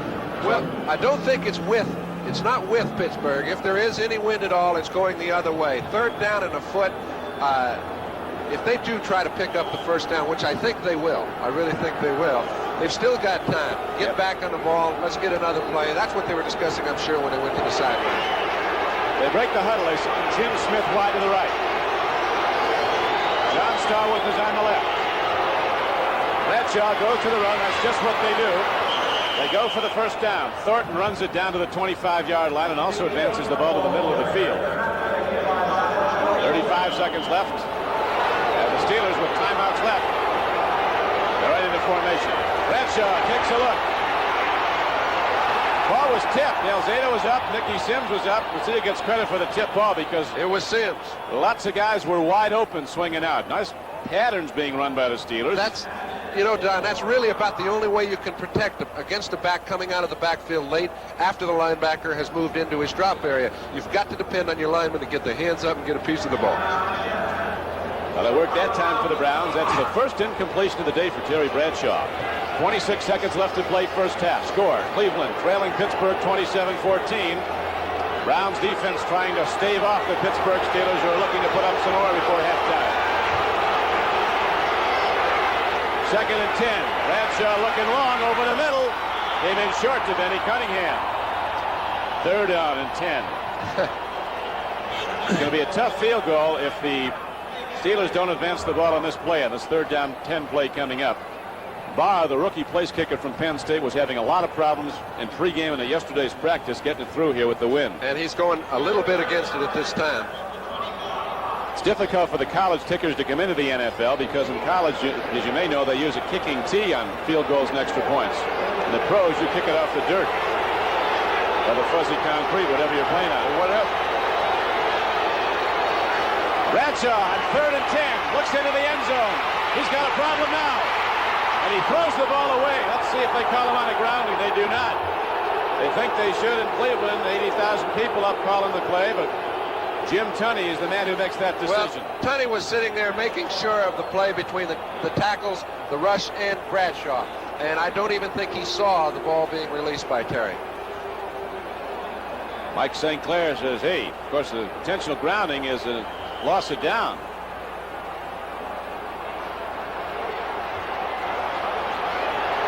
Now the field goal attempt.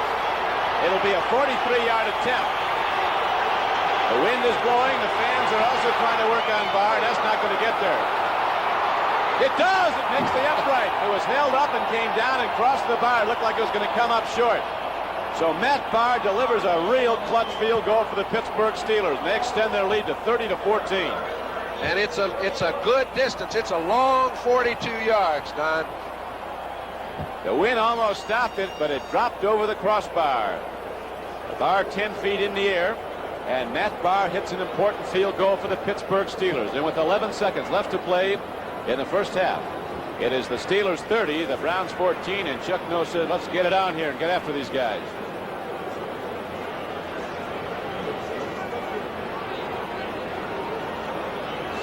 Ready to kick off is Matt Barr. Many of our stations around the NBC network will be going to news at halftime. So very briefly, after this kickoff, we're going to update the other scores around the league for you. Matt Barr. Ready to hit the ball. Dino Hall is back deep now for the Browns. He's 5'7" with cleats on and a helmet on. Not too big, but he's not afraid. In the middle he goes. It's Dino Hall.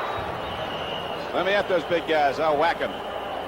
Boy. Anthony Anderson finally knocks him down. John? Don, he just escaped a collision between, and you can see the two Pittsburgh Steelers who are in on the play. Larry Anderson's getting up very slow. Take a look. This is Zach Valentine coming down on the play. Dino Smith runs right through a collision, just barely got through it. We don't see it on the screen, but it happened.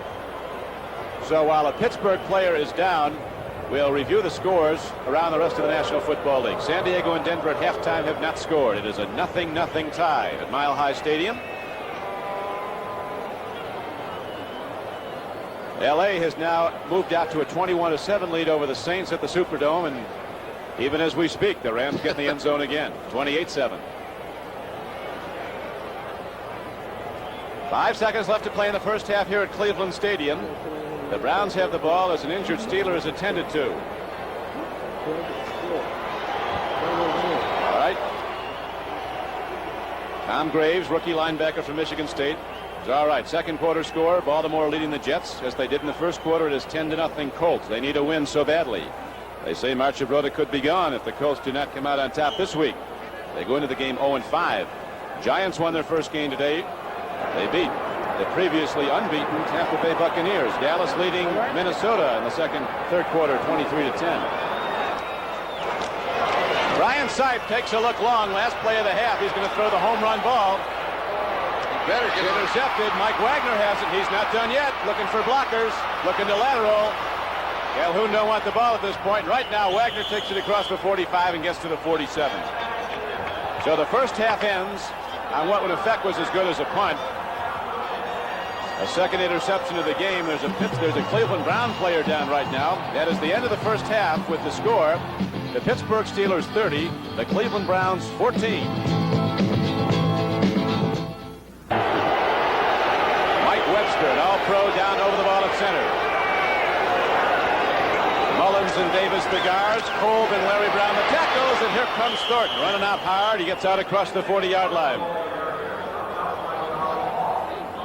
That's how it stands for the year. The Steelers are now +1 coming into this game. They were -3. They've turned the ball over 16 times in the first 5 games. They've not turned it over today. Cleveland has 3 times. Their takeaways are right on target. However, their turnovers have been a whole lot more than they're accustomed to. Mike St. Clair, 74, is at left end for the Browns. Mickey Sims and Jerry Shirk the tackles. Lyle Alzado the end. Robert Jackson backs the line in the middle. Matthews and Hall are the outside backers. Bolton and Davis at the corners. Scott and Darden are the safeties as the handoff goes to Franco Harris. On a 2nd down and 5 carry, he gets close, but not enough for the 1st down. Alzado and Jackson on the knockdown.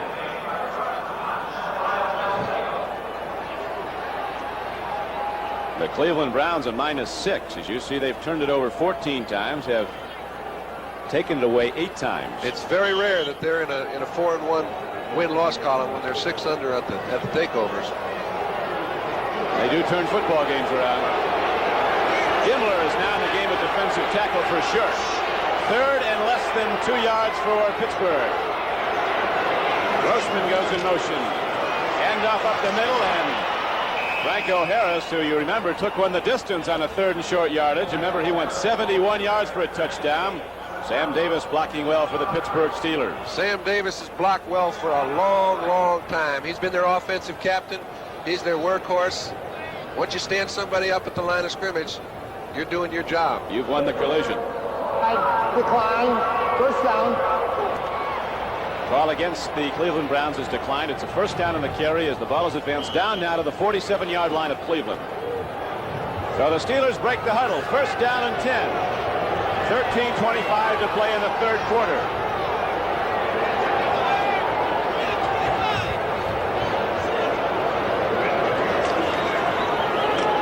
Thornton runs hard to the 45-yard line, and he is knocked down by the middle linebacker Robert Jackson.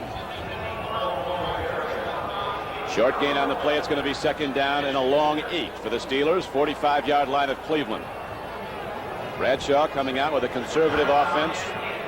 He can afford that with a 30-14 lead. Well, they're doing right now what they thought they could do when they started the ball game. They thought they could trap Cleveland. Their ends come up the field a little bit, and Pittsburgh's been a trapping team since Noel got there, and they've been doing it pretty well. Bradshaw play fake and looks long. Guns the ball out. Ends in on a 1 hop to John Stallworth. Browns getting back real well in that zone coverage. Matthews, the outside linebacker on the right side, makes a very quick drop. And you know, Don, Robert Jackson was in the lane very swiftly that time. He's been playing the run much better this week than he did last week against Houston. I think one game really helps a guy get his feet on the ground, and I think at the middle he's played very well. You can see there's quite a congestion in there. A little play action pass. Nobody gets to Terry, but nobody gets open either. Now the Browns go to extra defensive backs. 3rd down and 8. Bradshaw with a deep drop. Home run ball. Jim Smith going for it. He loses the ball at the 2-yard line. The cornerback, Ron Bolton, was with him stride for stride. They hit the infield, the dirt, and the footing went. And Bolton felt very fortunate getting away without a touchdown on that or an interference penalty. Can't tell if Jim Smith is disappointed or he's hurt. Apparently he's injured. He's hurt. He's holding his left knee. Jim Smith, the wide receiver, 2nd year, University of Michigan, is down at the 2-yard line where he lost the ball. And that will bring up 4th down. The Steeler punter is out. We'll watch it again here, John. He's got good time. Offensive line giving him plenty of protection all day long. Nobody's really come close to Terry. He throws the ball pretty well. I think Smith will come up with 2 out of 3 of those. Right now, Jim Smith is down, though. He is being attended to. He's been playing hurt. He's had a hamstring injury. I think that one was, I think he got the wind knocked out of him. That's good. He's okay. He might still ride in the football. Now they're going to take him out for a play. 12:37 left to play in the 3rd quarter. And now the punter is in. There is Craig Colquitt. Webster is the punt snapper. There's the deep man. Ozzie Newsome is back to return punts now for the Cleveland Browns.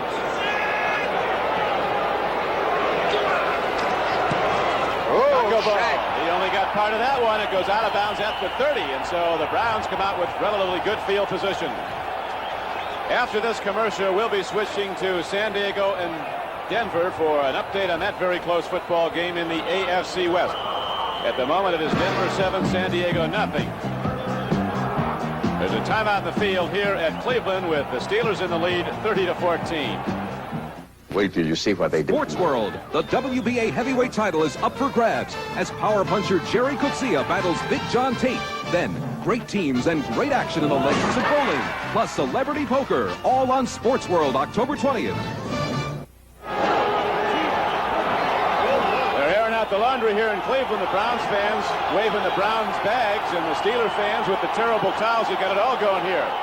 Browns have the ball for the first time in the third quarter. Brian Sipe drops to throw. Deep drop. He's got a man, but he zings it as Calvin Hill ran into one of the officials. You bet he did. The official was looking at the line play. He got himself fixated to where he couldn't get out of the way of Calvin. Effectively busted up the pattern. Ran into the umpire, Pat Harder. That was a good old fullback. He has to get a little action every week. Tell you, that umpire, he's got to stand in tall against right in the middle of that defense. Referee can play off. It's all in front of him. It's second down and 10 for the Cleveland Browns. Ball at the Brown 30-yard line as Sipe gives off on the run, and Pruitt doesn't get much at all. The Steeler defense shoots the gap. Jack Ham, who is projected as a man soon to go, or one day to go to Canton, Ohio in the Hall of Fame. He's that good. Made the stop at the left linebacker. Gary Dunn, number 67, was also on the stop. Looking at the Steelers on defense, they've been aligning different people. Zach Valentine is now starting the third quarter at outside linebacker. They've got Dennis Winston also in the game. Cleo Miller comes in the Cleveland backfield.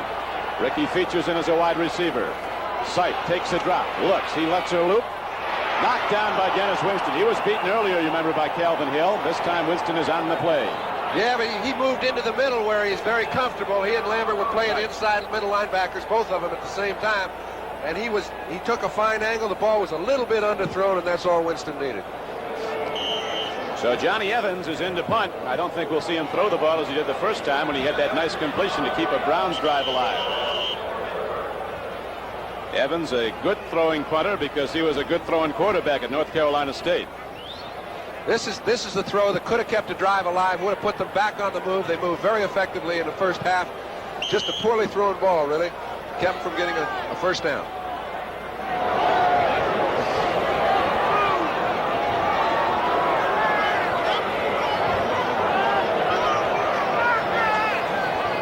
There's the snap. Ball hit end over end, hit fairly deep. T-Bell loses the football and falls on it. Theo Bell loses. I tell you, the wind comes into his boot. Just took John Brody's hat and scorecard and everything. Everything went adios. 11:38 left to play. Third quarter is the Pittsburgh Steelers 30, the Cleveland Browns 14. We'll be back in a moment. American Graffiti, the hit comedy about growing up in the 60s, starring Ron Howard, Cindy Williams, Richard Dreyfuss, and Suzanne Summers. Tuesday. Pittsburgh Steelers come out. The crowd starts up here at Cleveland. 80,000 on hand at Cleveland Stadium. Steelers leading the game 30-14. Bradshaw, most valuable player in the league last year in most polls, gives off to Thornton, and Sidney Thornton, who comes into the game averaging 5.6 yards a rush, is shut down quickly by the Cleveland defense. Nicky Sims, number 78, was on the stop. Cleveland's now tightening up a little bit, Don. They've been very tough against the run in the past 2 or 3 series. Joining us in the booth is one of NBC's new football commentators, Mike Lucci, the former All-Pro middle linebacker for the Detroit Lions. I helped him. You got him some votes. Every time he was going a little bad, I threw him a couple. Second down and 8. Running with the ball is Franco Harris. He gets it out to the 40-yard line. And Franco Harris is knocked down. Charlie Hall, 59, and Clay Matthews, 57. The outside backers for the Browns were on the stop. Franco Harris got 71 of those in one fell swoop. Touchdown. Okay, just a straight-ahead block. They've got a combination between Shirk and Alzado. That's their responsibility. Did it very well.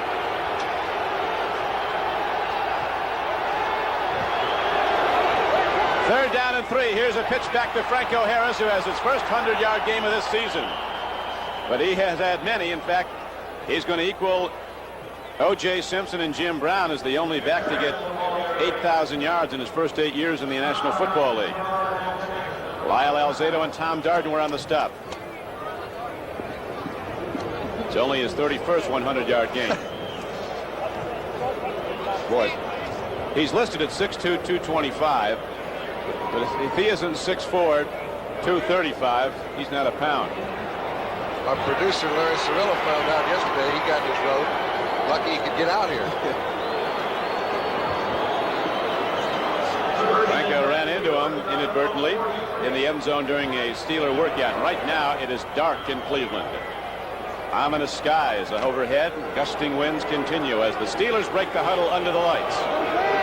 10-10 left to play in the third quarter.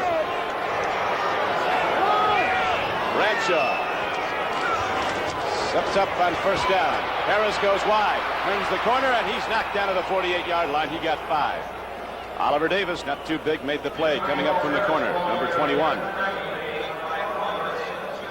Oliver Davis and Ron Bolton at the corners, Clarence Scott and Tom Darden the safeties. Hall, Jackson, and Matthews back the line for Cleveland.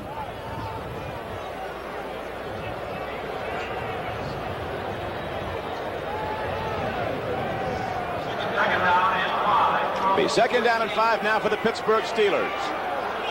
Ball at their 47-yard line.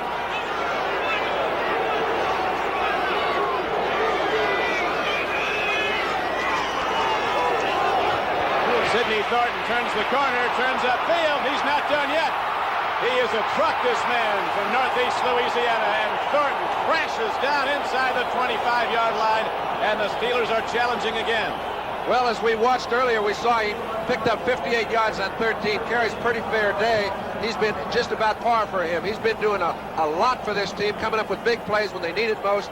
This time he picks up 20 to 27 yards when it looks like the defense has stopped the play dead. Mike Webster makes his first block and isn't done yet. He's going to stay right with it. Well, Mike is a very active guy, and when your center is as active as Mike is, it allows you to do a lot of things offensively that sometimes you can't do. He's got good size, but real good agility. Made a fine play there. Mike can pump that iron. They've got 3 guys in the Steelers, Kolb and Webster. Here he goes. Here goes Franco Harris into the end zone. So Franco Harris takes it into the end zone for yet another Pittsburgh touchdown, and it's 36-14 Steelers. What Pittsburgh is known most for, their ability to trap right at the heart of the defense, right over the tackles. When Harris broke the line of scrimmage, he was in the end zone. I mean, everything was cleaned out. There was nothing left. Excellent trap block by Davis and the center Webster. When Franco gets out there, it's all over, folks. Franco Harris with his first 100-yard day of the season. He might have his first 200-yard day before this one's over. Bleier tries the extra point. It's good. Let's watch Franco tear it up from ground level. It's the second play of the day that has gone so cleanly, so smooth. You can see Sam Davis comes out, just handles the defensive tackle before he can come in to close the play. Harris gets into the secondary, and the case is closed. Touchdown Steelers into the end zone. We're going to have more. It is 37-14. The Steelers leading the Browns. Honey? How long? Fair, Denver out in front of San Diego, 7-0. Here's how the only score came about. Dan Fouts looking, throws a little dump off to the rookie Kellen Winslow out of Missouri. He's hit by Barney Chavis. Up with it comes Bill Thompson. Returns it inside the 10 where he is tackled by Fouts. A couple of plays later, it is Norris Weiss following the block of Paul Howard into the end zone for the game's only score. Let's go back to Don Criqui and John Brody. We're back and ready to play football once again at Cleveland. The Steelers ready to kick it off. They lead the game now, 37-14. Here is the kick downfield to Dino Hall of the Browns. He's to the 20, 25. He's to the 30, and little Dino Hall is finally swept under by a wave of those big Steelers at about the 33-yard line. Randy Grossman was down, along with Valentine. So the Steelers stack up in touchdowns this year. They've been in the end zone 18 times. Pretty good balance, but you notice their passing stats are just getting a little higher and a little higher and a little higher. When they need to, Terry will get it done. There's a tremendous football game going on at Mile High Stadium, Denver, Colorado. We'll be updating that game with a report very shortly. And we may be picking up some of the coverage for you. As right now, it is 1st and 10, Cleveland Browns. 8:13 to play third quarter. Willis Adams is in the game as a wide receiver. Swing pass goes to Adams. He can run. gets out to the 38-yard line, close to 5 yards. The starting runners for the Steelers, John, Harris and Thornton, have 219 yards between them. You can credit a lot of that to the backs, but a lot of it to the guards, because they were given a break at the point of attack right at the line of scrimmage, and that's due for about 130 of it.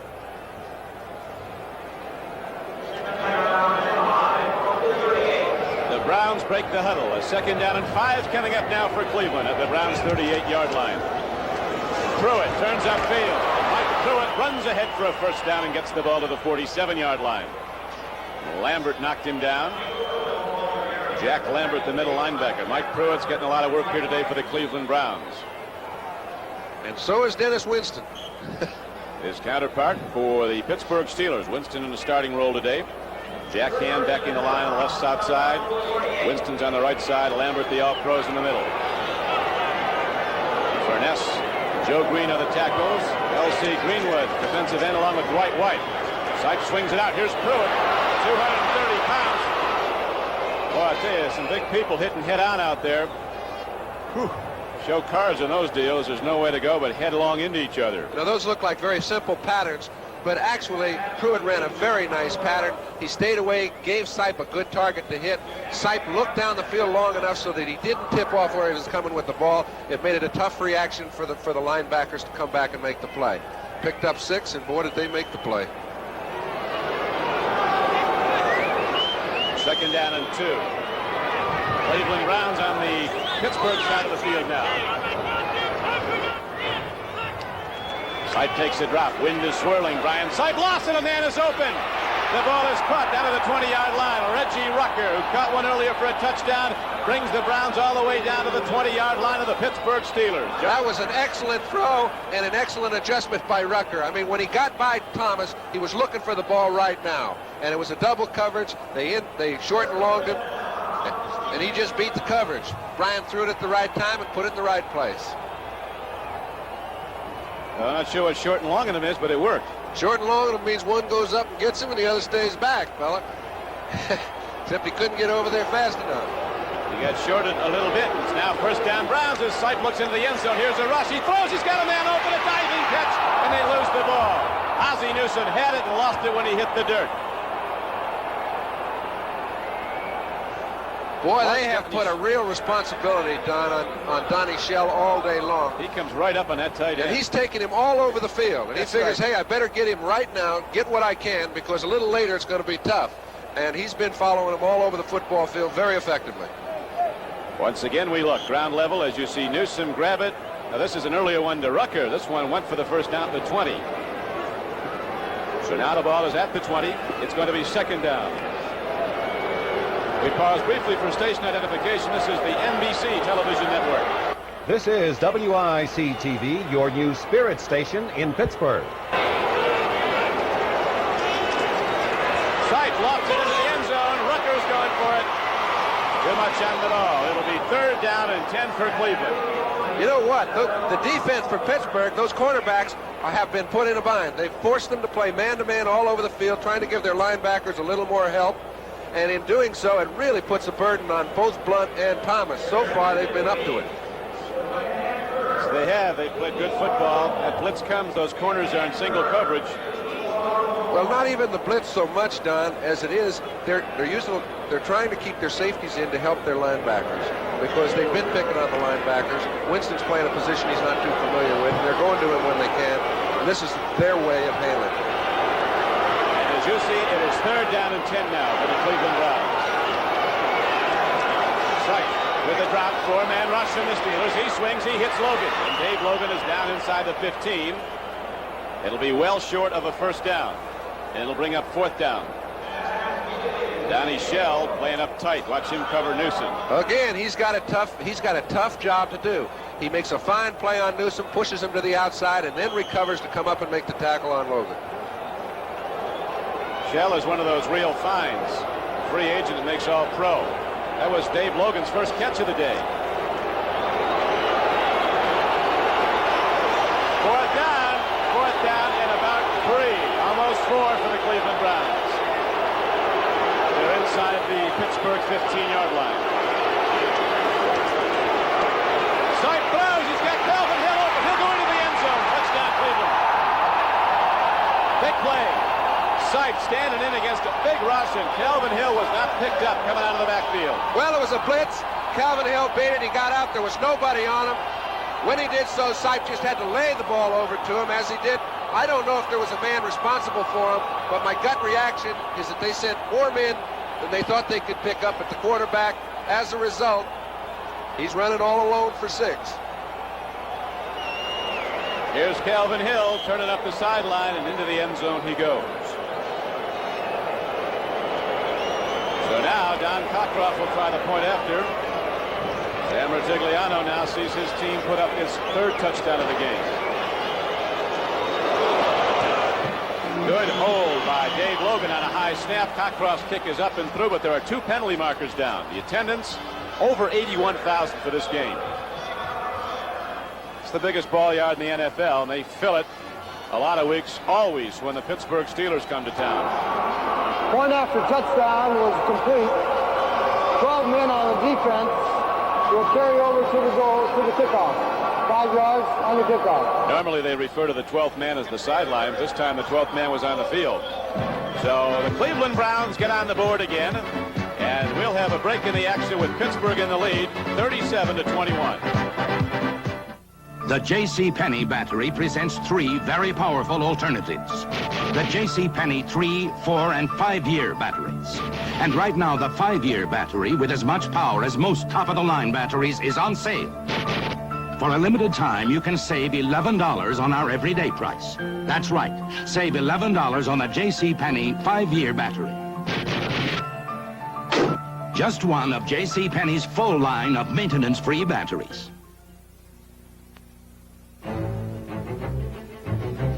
The way to financial opportunity is sometimes filled with risk. But somewhere, there are good, solid ways to go. And our ability to put you on strong, solid ground is simply unavailable at any other investment firm. Merrill Lynch, a breed apart. Brian Sipe has now completed 15 of 28 for 213 yards and 3 touchdowns, according to Joe Costanza, who keeps the numbers for us, and very well. Yeah, normally that's enough to get you a win. Now he only needs 17 more points, and that may not do it. Here's a high spinning kickoff by Cockcroft. Moving up on the ball is Anderson. He's at his 10-yard line. Turns to the outside. Chandler blockers for him. Anderson gets out across the 30, out to the 33-yard line. They talk about the players getting bigger, but if there's anything that stands out, you notice more and more, John, is the speed in this game. Boy, it's just like a track meet, these kickoff returns. And when you're talking about speed, you talk about Greg Hawthorne, the kid from Baylor. He's in the ball game now. We haven't seen him carry the ball very much. I think you'll see him put his hands on it and do something. Cliff Stout, the backup quarterback for Youngstown State, and Truzek. Stout just beats the chart. He can play, though. Broke all of Jaworski's records. Hawthorne is in the game, 225 pounds. He comes out of the blocks like a sprinter. Number 27 in the Steeler backfield. Franco's with him. They go to Hawthorne. See what he can do. Takes a couple of shots. Advances the ball out to the 35-yard line to the 36 they're going to give him. And the clock runs. 4 minutes and 14 seconds left to play in the 3rd quarter. Steelers 37, Cleveland 21. 81,260 is the official attendance. 15,000 here from Pittsburgh. Steeler fans will go out into the night, won't they, John? We'll play that music at 4 o'clock in the morning. Bradshaw cocks his arm, just gets rid of it. Ball was tipped. Cleveland had a play on it. Goes as an incompletion. Shirk was on Bradshaw. And I'll tell you what, Clay Matthews was all over Hawthorne. Yeah. Terry would like to have gone to him, but he couldn't beat the linebacker. Jerry Shirk having a fine year, teaming up with Lyle Alzado on the right side. They play a little game. He finally does get to Terry, and Terry can't find anybody open. We've not had a sack in the game yet. Clinton Burrell now comes in the game along with Ricky Jones as they pull the middle backer and the outside back on the left side. Jackson and Hall come out. Browns with 6 defensive backs on a 3rd down and 8 play. Bradshaw Bleier just checked off. He went to another play at the line of scrimmage. He throws.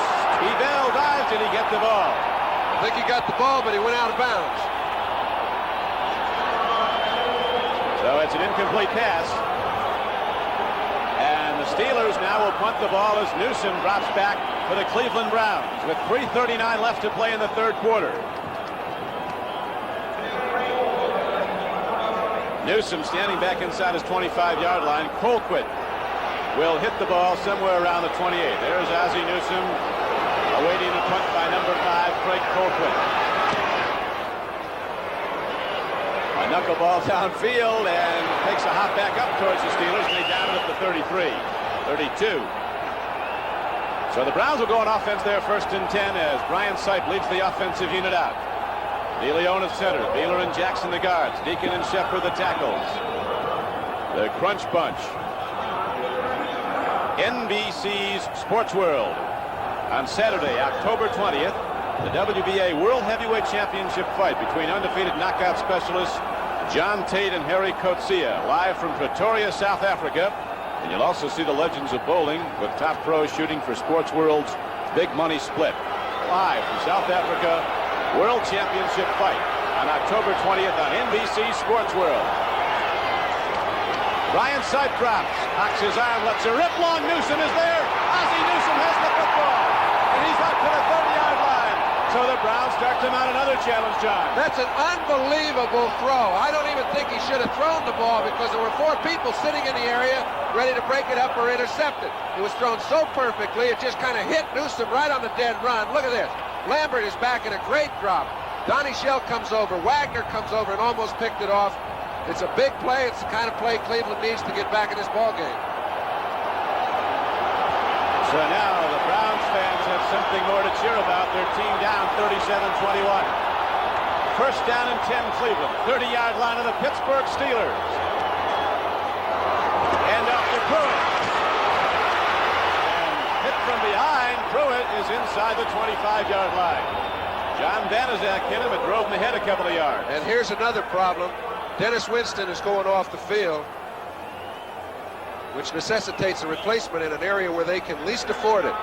Well, they're going to go with a rookie. Tom Graveston's in the game, number 50. As Sipe counsels his team in the offensive huddle of the Cleveland Browns. 2nd down and 5 is coming up for Cleveland. Rucker is wide to the left. Blunt's right up on him. At the top of your screen, Dave Logan. With a linebacker on him, now he moves out wider and goes one-on-one with J.T. Thomas. They go to the run. And the carry is down inside the 25-yard line. Calvin Hill got it to about the 23.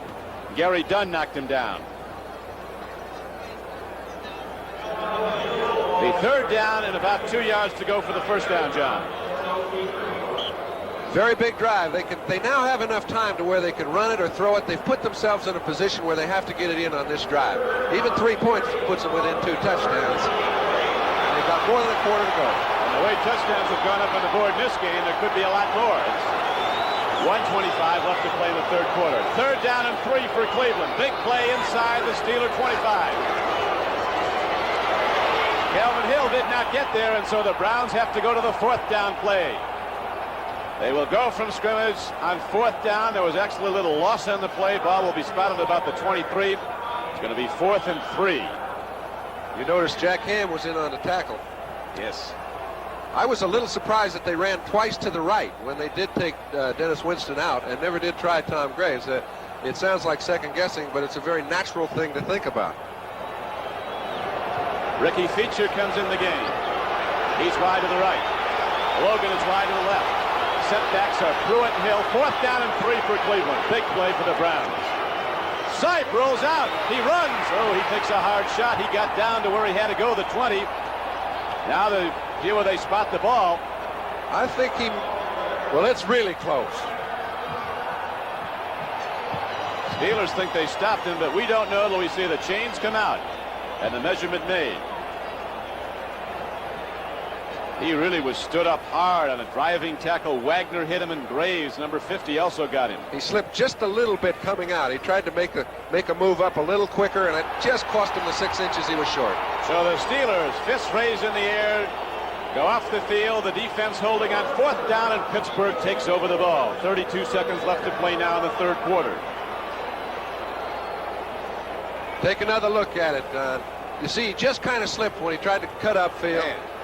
Man, 6 inches short. You don't want your quarterback taking those shots on the shoulder.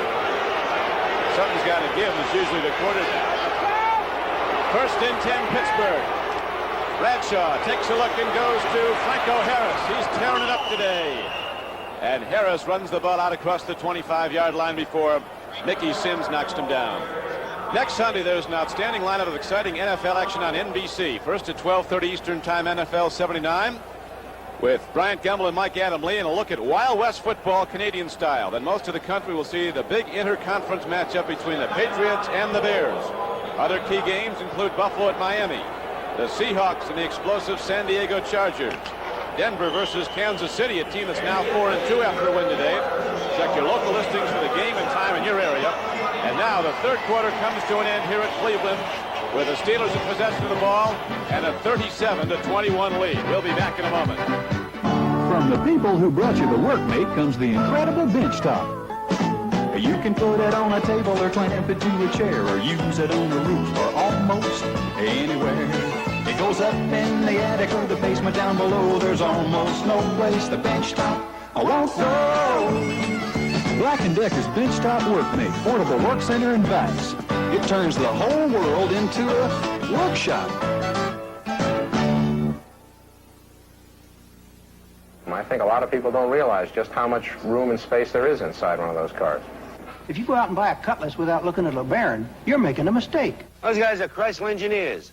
They helped design the efficient new Chrysler LeBaron. From what they're saying, from the way it looks, the equipment, because it's a Chrysler, you'd think it costs a lot more than a Cutlass Supreme. But it doesn't. It costs less. Still thinking about buying a Cutlass? I'm not asking you to buy any car on faith. I'm asking you to compare.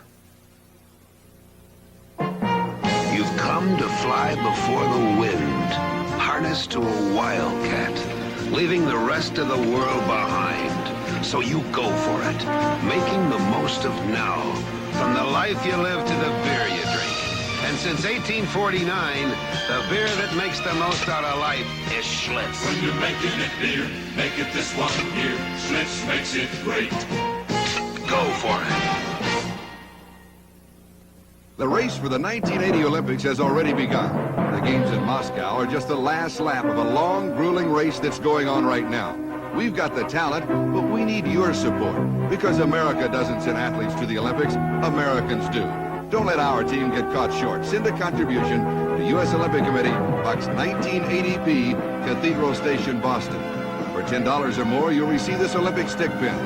This message sponsored by the U.S. Olympic Committee and NBC.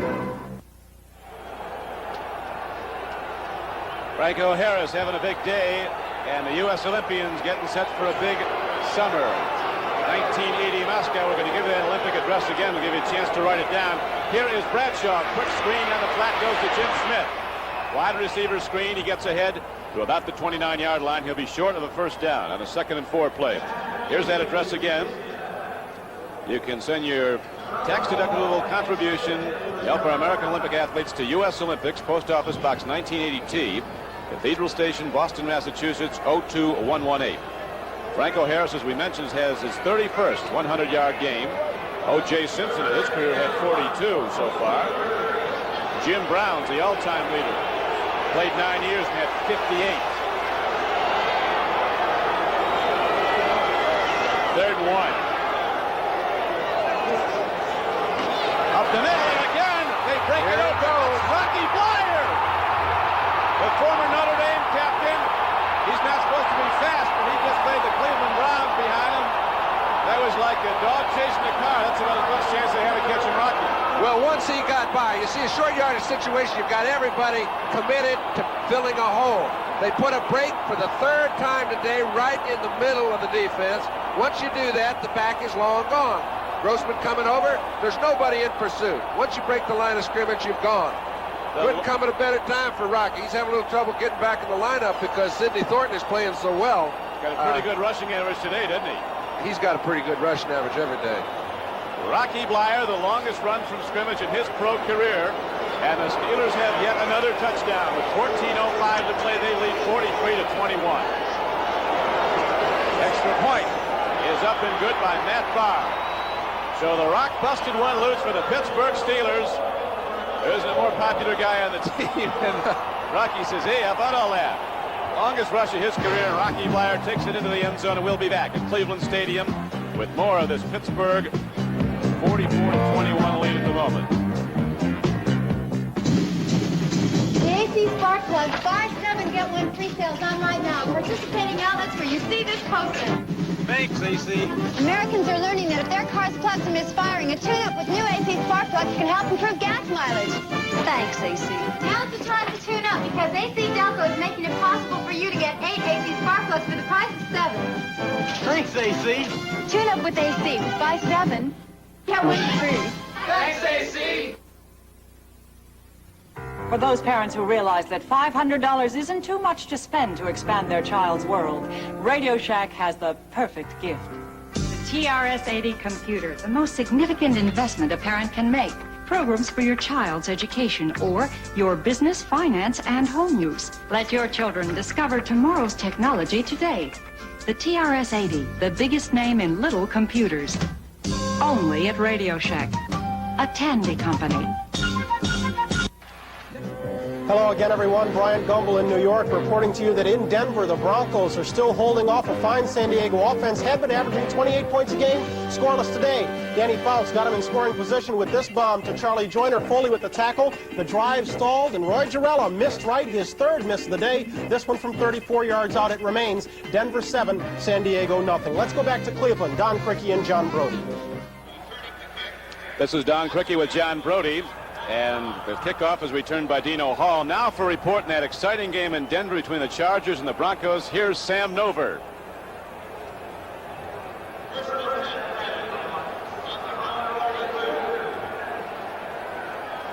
Now you in Cleveland and you in Pittsburgh, we're going to stay right here at Mile High. They're at Mile High Stadium, part of our network. We're at Cleveland Stadium when last we looked. And it is 44-21. Rocky Bleier went the distance from 70 yards out, longest run of his career. Ryan Sipe now takes a look, dumps it off. Pruitt has the ball. And he's knocked out of bounds at about the 37-yard line, stopping the clock with 13:48 to play. Well, we've got 65 points up so far, John. How many more do we get? Well, there's no telling. Right now, every time Pittsburgh gets the ball, something good has happened for them. They've been able to break big plays. How many times have you ever seen a football team run from the line of scrimmage 70 and 71 yards? I've been watching Pittsburgh a long time. I have not seen them run one play that far. And they've got 2 of those today. Their offensive linemen have to be credited. They've just knocked some holes in there that have given them backs an opportunity to get out and go. Steelers say they've only had one good performance this season when they blew away Houston 38-7. Well, they've had another one today. Sipe takes a look, fires hard over the middle, and Ozzie Newsome, who will catch it in the crowd, takes it at the 49-yard line. Cutting back, he's knocked down at about the 48. It'll be a first down for the Cleveland Browns. Donnie Shell finally knocked him down. Pittsburgh has over 300 yards rushing, John, and they're averaging a carry. This is unbelievable. 15.3 yards. That will get you there. How sweet it is. The quarterback can be brilliant. You know, Cleveland has had a very good day offensively. It's just they can't keep pace. Right. Usually in pretty good shape. You just get 21 up. A lot of time to go. Against Pittsburgh. They got 21 up and not even in it. Sipe takes a look. Lost it long. Newsome is there. Intercepted. Mike Wagner picks it off. The Steelers' zone coverage closed in on the receiver, Ozzie Newsome, and Mike Wagner picks it off. As again, Brian Sipe is intercepted for the 3rd time. You remember when Ozzie Newsome went right down the seam a little earlier on the drive before? We mentioned that's a very tough pass to hit, and you're not going to fool Mike Wagner more than once in a day. He's already got his 1 charted up, and Wagner's just been baiting him, hoping this play will come back. He's got the ball all the way. Take a look. Yep, he sure does. So Mike Wagner takes the ball, the free safety, back there playing center field on the long pass yardage play, picks it off. And now the Steelers come out of the huddle, and they're going to be running the ball right at the Cleveland Browns. looking to run the clock. Nate Hawthorne carries the ball and gets out across the 20 and out close to the 28-yard line. Updating some of the other scores around the league as Hawthorne carries. Denver is leading San Diego in the fourth quarter, a big game in the AFC West. L.A. continues to lead the Saints at New Orleans 28-10. Now the Jets have scored, but Baltimore still holding on to a 10-6 lead as the Baltimore Colts look for their first win of this season. Dallas up by 10 over the Vikings, fourth quarter, Bloomington, Minnesota. Seattle over the winless 49ers, 21-10 at San Francisco. It's a long year, Billy. Hand off to Hawthorne. He goes right at the Browns defense. He does not go down easily. He runs the ball right into the heart of the Cleveland defense, gets the ball ahead, and advances it close to the 35-yard line. A pickup of 5 yards on the play. You're watching a running back, Greg Hawthorne, that you may see an awful lot of in the future at Pittsburgh. #1 draft choice. Big, 220 pounds, lots of speed, and they really just haven't had an opportunity to insert him in the lineup. Big backs are so fast. You don't need the breakaway scat backs when you got 230-pounders who can do that 100 inside of 10 seconds. Here's Hawthorne. Had it and lost it. Lawrence Johnson wants to fool everybody like he's got an interception, but he got it on the one hop. Well, you know, Tom Garden thought he was going to pick the ball off. However, he came up there and fell down, and Hawthorne almost picked it and ran off. There probably is a lot of speculation right now. You notice that Bradshaw is in the ball game. They've got a 23-point lead. They've got 12 minutes to play in the fourth quarter. It's the philosophy of Chuck Noll. Terry, you start the ball game and you finish it. I agree with it because you can get a lot of conversation going if you put another quarterback in. He starts to have a good day. The first time you're a little off, they start yelling for him, and it really, in my opinion, fouls up the whole routine. Yeah, the Steelers put up their points. Here is a blocked ball. Grossman was near to it. St. Clair appeared to tip it. Mike St. Clair, the left end, number 74. That's how the Steeler offense has scored on the top line, how their defense has given up points in the fourth quarter. You don't beat Pittsburgh. Now their fourth quarter statistics through this game are 59-7. They have outscored the Browns 7-0. First quarter was a big one for Pittsburgh, 21-0. Dino Hall is back now to return the punt. Colquitt in the game for the Steelers. Hits it well downfield. Dino takes it at his 20. Looks for some help. Goes to the outside, gets a couple of blocks, and Dino Hall's across the 40. He is across the 50. Look at this guy go. He's down inside the 35-yard line. They got him for tripping. Colquitt, it's the only way he can stop him, and Burl Toner is right on it. Penalty marker down. There's signals against you, right, the Steelers. Get him any way you can. But that one is illegal. Punt was 45 yards. The return was 57.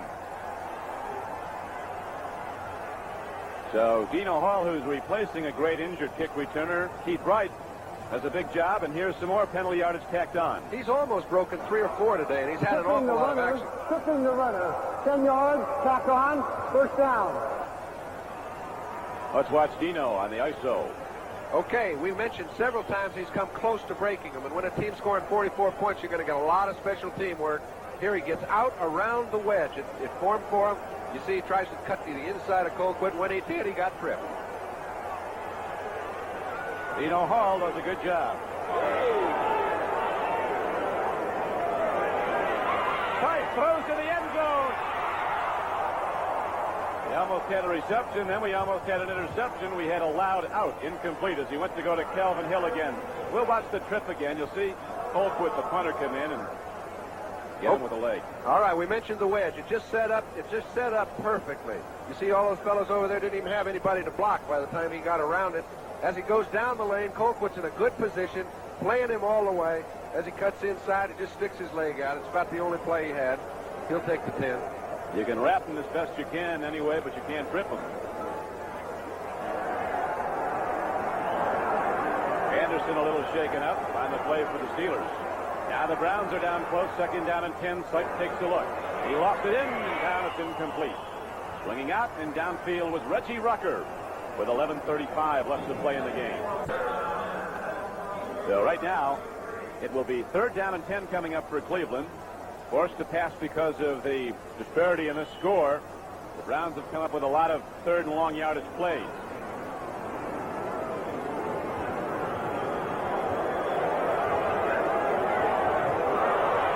Greenwood jumped in early, so Spike gets a free one. He lost it into the end zone. Logan goes up, J.T. Thomas goes up, and it's an incomplete pass. It'll be 3rd and 5 instead of 3rd and 10. You can see LC tried to get a little jump. Usually the quarterback gets into some sort of rut. By this time in the ball game, those defensive linemen all know what it is. That time he jumped just a little early.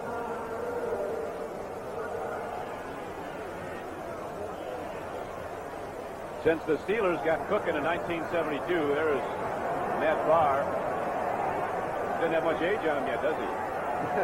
You get it quick, kicking. 3rd down and 5 coming up for the Cleveland Browns.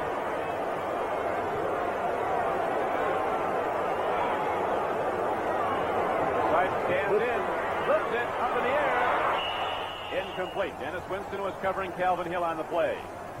So it's an incomplete pass, and it brings up another 4th down. It'll be 4th down and 5 now, as the Cleveland Browns work hard to get it back into the end zone. As many points as Pittsburgh has put on the board today, 44. Cleveland has let 3 scoring opportunities fail. One time when they were on the 2-yard line, then they missed a field goal. The last time on 4th and 3, they weren't able to keep their drive alive, and now they've got it down here again. So they haven't had any problem moving it, just putting some points on the board. Get an idea how good this AFC Central Division is against the rest of the league starting today's play. They were 9-1, AFC Central team. Sight fires in the flat. Oh, Calvin Hill had it and lost it, and the 4th down play comes up short. And so, on 4th down, the Steelers hold and take over the ball, leading the game 44-21 with 11:19 left to play. So we'll be returning to Cleveland Stadium in a moment with the Steelers en route to their 5th win of the year, the way it stands at this point. Then we get in the game. Steelers 44, the Browns 21. And Pittsburgh has the ball 1st and 10 at the Steeler 18-yard line. Hawthorne runs free football. It does draw a crowd. Who's got it? Well, Lawrence Johnson thinks that Cleveland does. He put in a claim anyway. Got a lot of good NBC people bringing you this game. We have 6 cameras here today, 3 replay machines, and a lot of other equipment. And one of the many fine NBC technicians responsible for this is electronic maintenance man Al Buckner. So to Al and everybody on the NBC crew, our producer Larry Cirillo, our director Ted Nathanson, thank you once again. And here we go again. Hawthorne trying to get through on a trap play. He does break it at the line of scrimmage. Alzado gets his hand on the ball. As he does so, he jams it loose, and Cleveland's got a turnover. The lights are on. The temperature has dropped here at Cleveland. Gusting winds as Sight looks into the end zone. First down. Oh, Logan, touchdown Browns. We're not done yet. 11:03 to play. They're not done yet. Every time people want to quit, Sight brings them back with some sort of a throw. 27-44. 71 points on the board. The Browns. Steelers had only given up 71 in the previous 5 games. All right, here goes Sight. Good, excellent protection. Sight didn't have this kind of protection last week against Houston. And Logan made a fine move down the field. Look at Winston. He can't get on him. Logan cuts underneath Mel Blount. He's kind of lost once he lets him get to him that quickly. As he does so, Sight puts it right where it had to be thrown. San Ratigliano calls Logan a Gary Collins with speed. The extra point is up and good. So it is a big touchdown day here in Cleveland, and we've got a long way to go. 11:03 left to play. Pittsburgh leading 44-28. Pittsburgh Steelers Bradshaw thrown to the end zone 3 times. Onside kick. It cuts the Steeler, and the Browns have the ball. Tell you, Don, it's game over. There's still almost 11 minutes to play left. Ricky Jones recovered. So we're not done yet. Jim Smith apparently touched the ball. And the ball will be at the 45-yard line. Here it is. Cockcroft a little swipe.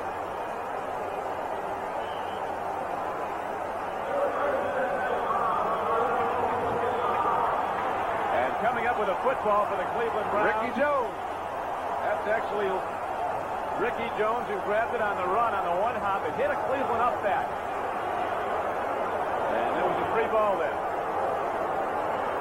Sipe takes a look. Home run ball.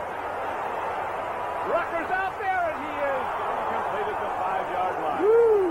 And there's a penalty marker down in the Pittsburgh secondary. Well, let me tell you, Brian Sipe just got rid of that ball before the lights went out. Dwight White was flying after him. There's a penalty on the play right in the middle of the field. Browns don't look too happy about it. Here's the call. Double foul. Hold. 63 offense. Holding. 31 defense. Play goes over. We shall do it again. Well, Donnie Shell, we mentioned he's been on him all day long on Ozzie Newsome. You get in the middle of the field and it's a one-on-one situation. Now he goes with the play, but he was holding on to him. I guess it was ruled earlier before we could see it. Brian Sipe needs just 4 more yards, John, for 300 yards passing. He also needs 17 points. Right?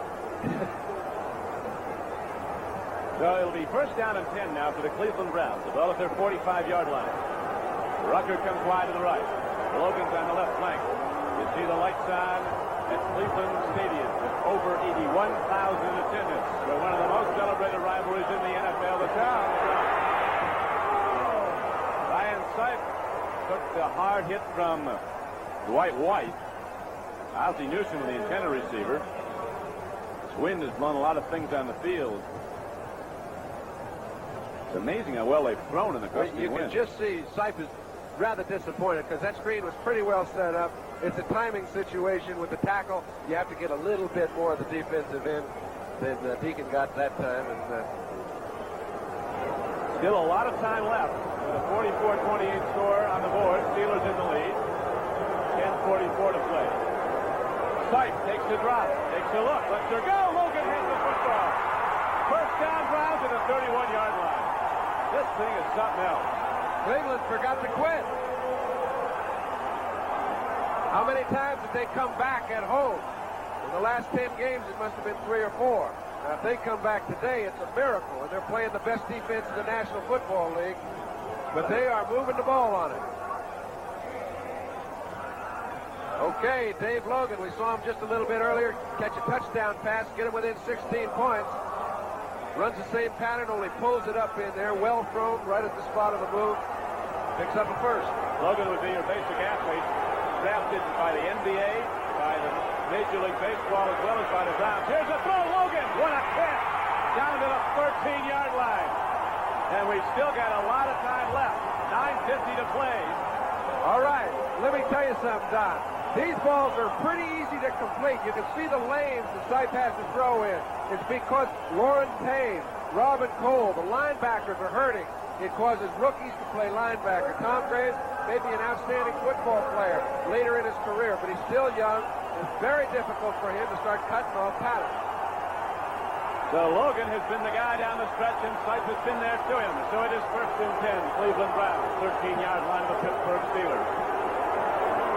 9:15 to play. Sipe looks, lofts it into the end zone. Touchdown, Cleveland! Dave Logan! Unbelievable, man! I love it all this. This is great. 44 to 32. There's still 9 minutes and 10 seconds left, and all the mo has gone toward Cleveland. So I think Logan only caught 3 balls in a row right there on that drive. That last one was a beauty. I've never seen anything like this. Well, this is like the old days of the AFL, you know. Whoever gets the ball last wins. Last at bat. It's like a highlight reel. 351 yards for Sipe so far today. There's still 10 minutes left to play. His team is 10 down, trying to make it 9. Cross knocks it through. Boy, you think back when the Browns didn't score, when they had a first and goal at the 2, and then they missed the short field goal. They had those 10, we'd really have something. Yeah, you think back, that's history, though. That's right. You think ahead, see what you can do now. Right. Guess we've all got 20/20 hindsight. The Browns are up and cheering their players. Brian Sipe has thrown the ball 41 times. He has completed 22 for 351 yards and 5 touchdowns. 9:10 left to play, so we've got a long way to go. Beautifully thrown ball and a great move by Logan to take it. These guys will not buy that they're beat, Don. Okay, Sipe makes an excellent throw. The only place it can be caught. Logan plays the ball all the way. Never really gave Mel Blount a chance to know when it was going to be thrown, and that was the secret to the touchdown. Boy, this is something. If you joined us late, we've got a show going on at Cleveland. The Pittsburgh Steelers and their awesome defense and the Cleveland Browns moving through them. The Steelers holding to a lead at this point, but it has not been easy as the Browns keep rallying back in the game. 44-35. With 9+ to go. Go to the triple-digit scoreboard. This time, kickoff downfield. Anderson loses the handle. He's got a problem right now as the Browns get him. Willis Adams throws him down inside the 10-yard line. 9:01 left to play. This is great. Willis Adams, and there's penalty markers also down on the play. What a game.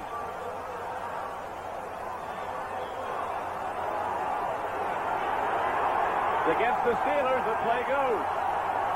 Cliff against Pittsburgh, that will set them back still more. They have got to get it out of this hole. It'll be interesting to see. This is the third time that it looked like Pittsburgh had a comfortable lead. Terry's got to rally him again. It's the toughest thing in football to do. Once you think you've won a ball game, the other team comes back. Now you've got to get your group reorganized. Look at Chuck Joel, boy. He is unhappy about this turn of events. This awesome Steeler defense that has taken this team to 3 world championships has been riddled by the passing of Brian Sipe. And now Bradshaw, who's had an even more effective day than those statistics would indicate. Hands off, and the Browns close it down.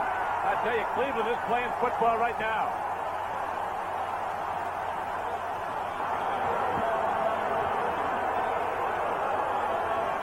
You think the offense scoring touchdowns doesn't pump the defense up? They seem to be playing better right at this moment than they have all throughout the game. This is Robert Jackson filling the hole. You noticed a few times earlier, they made big gainers on that little crap play. That time he was in it. Well, the bunch just punched him on that one. Clock running, 8:29 left to play. Browns trail by 9. Second down and 9 for the Steelers, way down to their own area of the field at the 6. Hand off. Alzado puts a smashing tackle on. And also on the stop was the middle linebacker Jackson and Himmler, 92.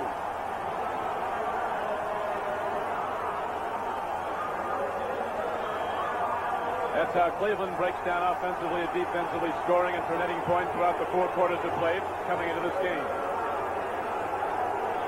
Okay, here we go. Another shot, just like the halfback looks at it. That whole close pass. Now Franco Harris is in the game. Here's a pitch back to Harris. On a 3rd down carry, he puts his head down, and it looks like Franco Harris might have the first down. He had to get the ball to the 16-yard line. He knew right where he had to get it, and he got it there. A big play for the Pittsburgh Steelers as their lead has been cut to 9, 44-35. 7 minutes and 25 seconds left to play in the game. The clock is running here in Cleveland. The wind is blowing, and over 81,000 are standing as we have had one of the most exciting games in the National Football League this season. The Browns falling way behind and rallying back as Brian Sipe has thrown for 5 touchdowns. And now the world champions looking to hold their lead. Come out of the huddle, 1st and 10 at the 16-yard line. Bradshaw gives off to Franco Harris, and he's chopped after a gain of less than 2 yards.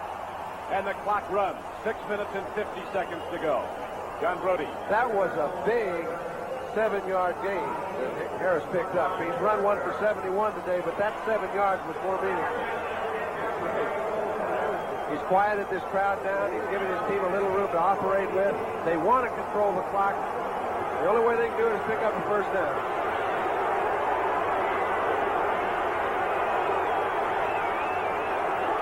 Second down and 8. Pittsburgh Steelers with the ball. Cleveland's defense digs in. Hand off. Franco Harris. not there. It'll be third and long yardage. He got to the 20. It'll be third down and about 7. Jack Gregory came in. Number 81 and made the stop on Franco Harris. All right, we look at the offensive line has been having the best of it all day long, both sides of the field. However, during this drive, Cleveland looks up to the task. There's the big guys digging in. Gregory in at left end, number 81, the veteran. He started his career here at Cleveland, went to the New York Giants for 7 seasons, then came back to Cleveland. Third down and 7. Pittsburgh Steelers with the ball. The Cleveland Browns looking to get the football back. Bradshaw, look, arcs the pass. And it is caught by John Stallworth for a Steeler first down. A superb connection by the Steelers when the pressure is on. What a superb pattern, John. This pattern was run just as well as you can run it. He got inside the defense. When he did so, it allowed Bradshaw to have a lot of room throwing it to the outside. You notice when he did throw it, Stallworth has given him a lot of room to throw it in. A lot of sideline to work with. He picks up the first down, and it just quieted down everybody in the house. The clock is running. 5 minutes left to play. Now it's down to 4:58 and running. 44-35, Pittsburgh with the ball, and the Steelers with their all-pro quarterback Terry Bradshaw pulling the trigger gets the first down yardage on third down. First and 10 Steelers. Bradshaw goes to Harris. They're giving him less and less. Franco Harris has over 150 yards running the ball in this game. He got 71 in that one shot up the middle on a third and short yardage play when he took it into the end zone. At that point, it looked like a lapper for the Pittsburgh Steelers. 4:25 left to play.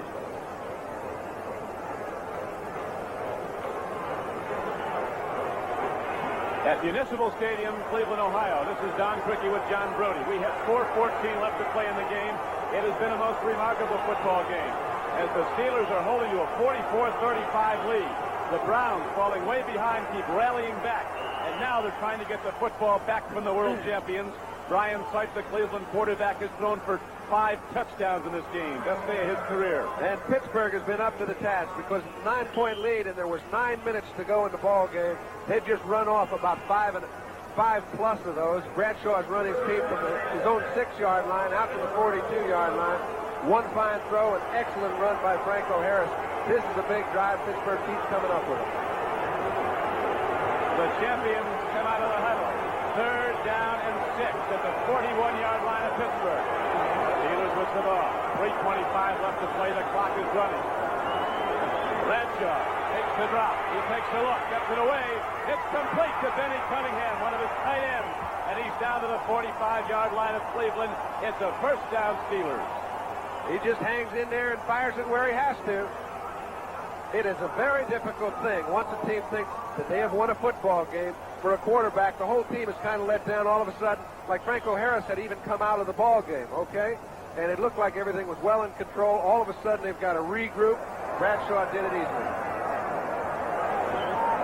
It is a gusting, windy day here in Cleveland. Temperature in the 40s. Winds have been swirling, but the passing has been superior despite the weather. First down and 10, Pittsburgh Steelers, 44-yard line of Cleveland. Thornton, a big back who got a lot of yardage early, but has been quieted by the ground defense as of late. Dives ahead, but right now the Steelers are doing what they want to do most, and that is control the clock with this running game. 2:20 left to play. Pittsburgh holding to a 44-35 lead with 2:13 to go. There would seem to be a lot of points to be leading a football game by in this league with 2 minutes left to play. But this has not been a normal National Football League game. It's a whole lot more points than it was 7 minutes ago, and Cleveland hadn't had the ball back since they did score and get it to within 9. And really, this is the best drive that we've seen all day, and it's been fine execution by Bradshaw, 2 real fine runs by Franco Harris. It's not over, but it's looking pretty thin if you're a Cleveland fan. Cleveland has 351 yards passing. Pittsburgh has 351 yards rushing. Everybody's getting their numbers up in this one. And this game will decide the leader in the American Football Conference Central Division. The St. Louis Cardinals upset the Houston Oilers today. New England beat Detroit 24-17. Kansas City over Cincinnati, 10-7. Chicago beat Buffalo 7-0. Atlanta over Green Bay, 25-7. Philadelphia beat Washington, 28-17. The New York Giants upset Tampa Bay, 17-14.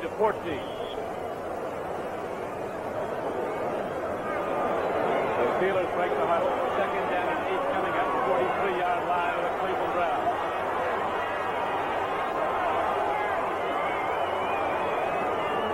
Bradshaw takes a look. Lets her go long. John Stallworth is there. He catches the ball inside the 15-yard line for Pittsburgh. Bradshaw never ceases to amaze me. 2 minutes to go. They've got a 9-point lead. He just comes on and says, thank you very much. Think we'll pick up 30 yards and fires the ball. Now, maybe that's why he is as good as he is. I mean, you just have to be oozing with confidence to be able to do that at this time of the ball game. So we have a break in the action here at Cleveland Stadium. 1:53 left to play, and now the Steelers are down close once again. Calls him back. He saw something. He wants to make sure everybody's got on the same page here. I think somebody said, hey, what's it on or something? Let's regroup. Look at snap down. Bradshaw goes. Thornton runs, and Sidney Thornton turns upfield, and Thornton is down inside the 10-yard line. He stops the clock as he gets down inside the 5-yard line. Tom Darden finally knocked him down. Remember, this drive started on their own 6. That's right. With everybody yelling, now they're on the other team's 5, and nobody's saying a word. You recall that third down play when Bradshaw threw the strike for the first down, and the Steelers kept it going. They take over the line of scrimmage on this drive, and now with 1:48 left to play, the clock stops. The Steelers have the ball at the Browns' 4-yard line. Next week, the world champions go to Cincinnati. And the Cleveland Browns will be back here at home to play the Washington Redskins. 1:48 left to play. And we've got 79 points on the scoreboard. Franco Harris turns the corner. Not going to get there. Tom Darden, the free safety, grabbed him and held on. There's a penalty marker, though. Tom might have grabbed something he wasn't allowed to, the face mask.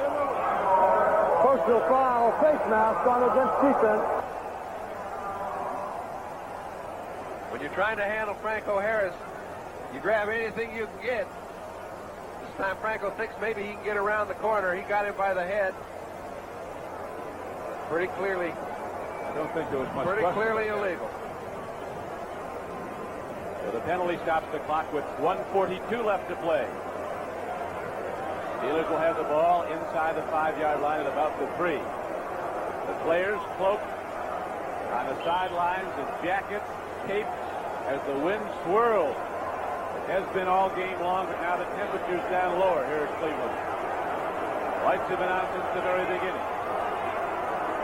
Bradshaw sets his team with 2 tight ends. Sidney Thornton up the gut. Back down to the goal line. Did he cross it? No signal. Apparently he's going to be ruled down just short of the touchdown line. Another good trap block. Davis, Webster. Clay Matthews hit him head on, and Matthews a little slow getting up.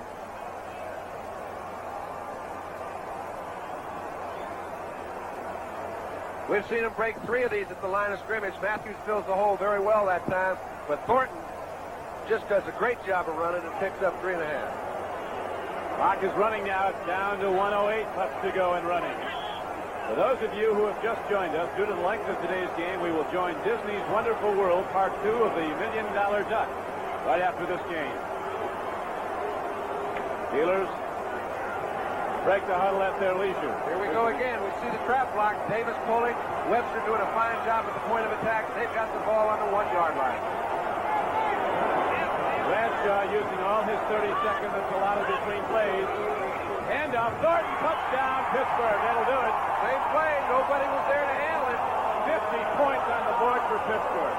94-yard drive. It took about 8.5 minutes. Is that impressive? Okay, this time, Sam Davis again. Moving those tackles out of there.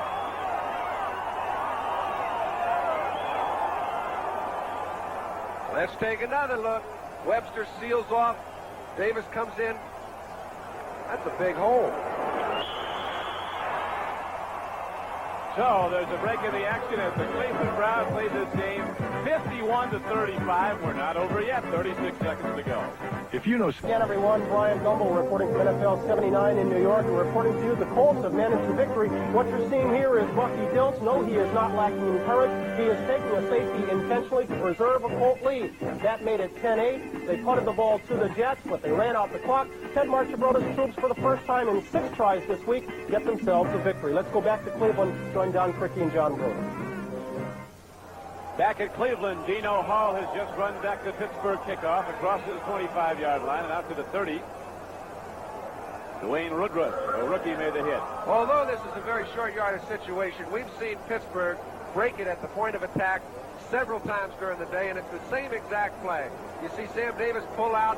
He takes care of Robert Jackson, and the hole is just too big. Nobody's closing it down. They've broken 7 or 8 on this very same play. I'd like to thank our spotters, John Veschko and Pete Halbin, and our statistician, Joe Costanza, as we have 31 seconds left to go at Cleveland. It is a very unlikely score, 51-35 as we reach you. And an unlikely game.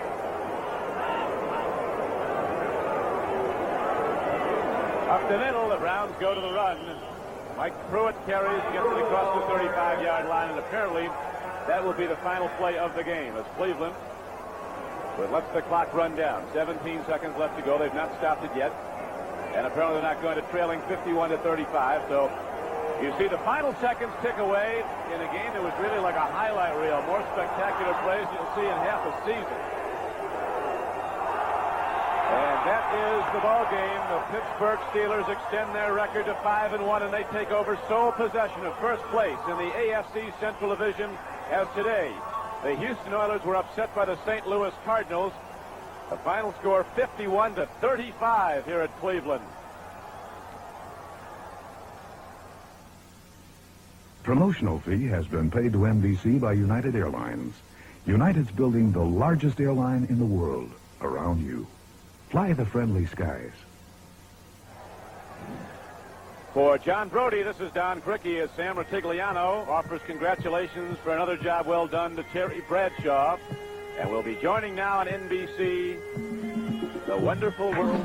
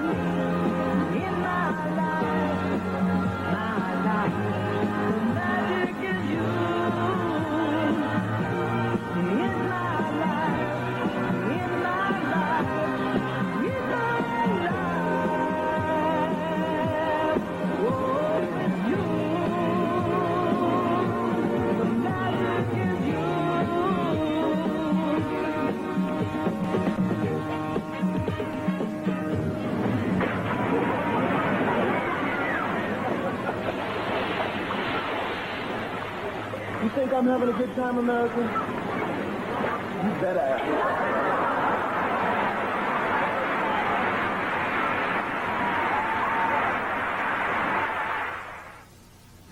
looked at Rabbit, Chevette, and Civic. But once I looked at this new Mazda GLC, that's all it took. Just one look. That's all it took. Yeah, just one look. That's all it took. I really like Mazda GLC's great standard features and its great mileage. I also like the looks of its nice low price, just $39.95. Yeah, the more you look, the more you like. Sherry Troutman wanted a roll-on that would feel dry going on and help keep her dry. I challenge the industry. So we came up with Dry Idea. It has almost no water, so it feels dry when it goes on. Aside from Dry Idea being a great roll-on and going on dry and keeping you dry, it works. It worked while I was moving. I moved last week. I put it on in the morning when I got out of the shower, put it on, and worked all day. Moving is not a lot of fun. Dry Idea roll-on. It's dry, and it works. Hi, I'm Pam Dauber. My family grew up with television. Got something for everybody. News, sports, drama, fantasy, comedy. It's all there, something for every member of the family. But every show is not for everybody. So watch television, but watch it wisely. Help your children select what's best for them. Television can be informative and it can be fun. But most of all, it can be shared. So watch what happens together.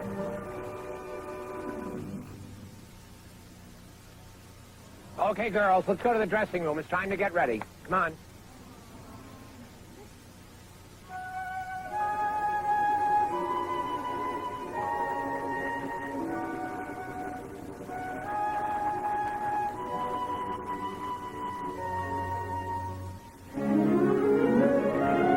Try to remember the night of September when life was gay and mellow. Try to remember, and if you remember, then follow. For it's a long, long while from May to December, and the days grow short.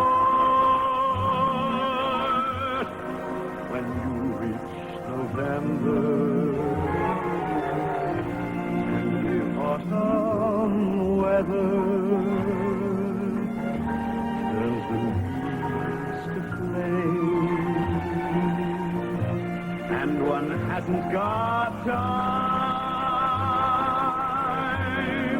for the waiting game.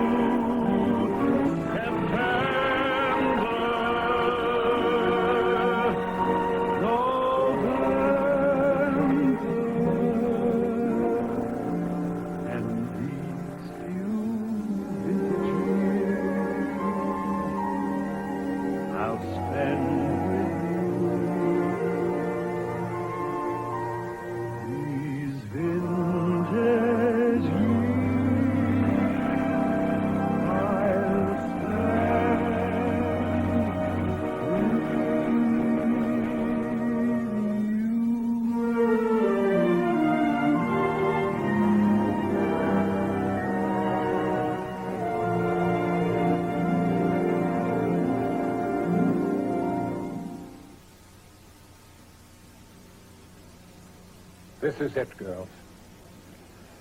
There are 60,000 people out there in that stadium waiting to see you. I want you to go out there and pom-pom as you have never pom-pom before. I want you to remember who you are. The eyes of Texas are upon you. Girls, you are the top. La creme de la creme, and I want you to stay on top. When you step out on that field, I want you to walk tall. Put your shoulder to the grindstone and keep her stiff off her lip. Oh, I think I hurt myself. Oh, no, girls, but no, don't worry about me. Remember Betty Lou Gooper.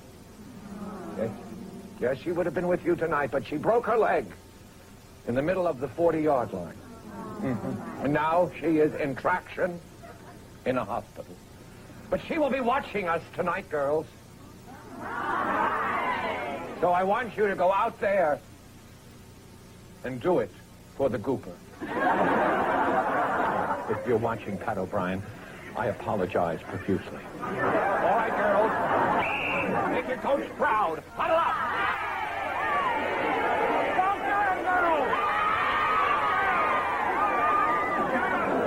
Ladies and gentlemen, the Dallas Cowboy cheerleaders.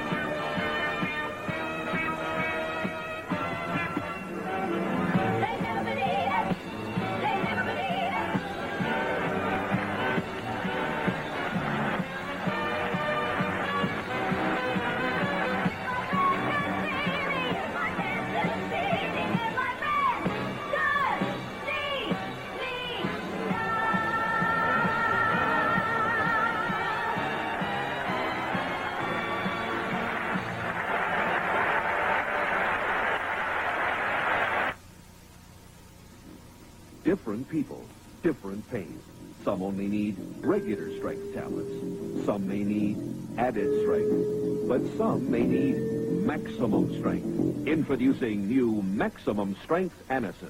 Contains more pain reliever, more than regular strength tablets, even more than added strength.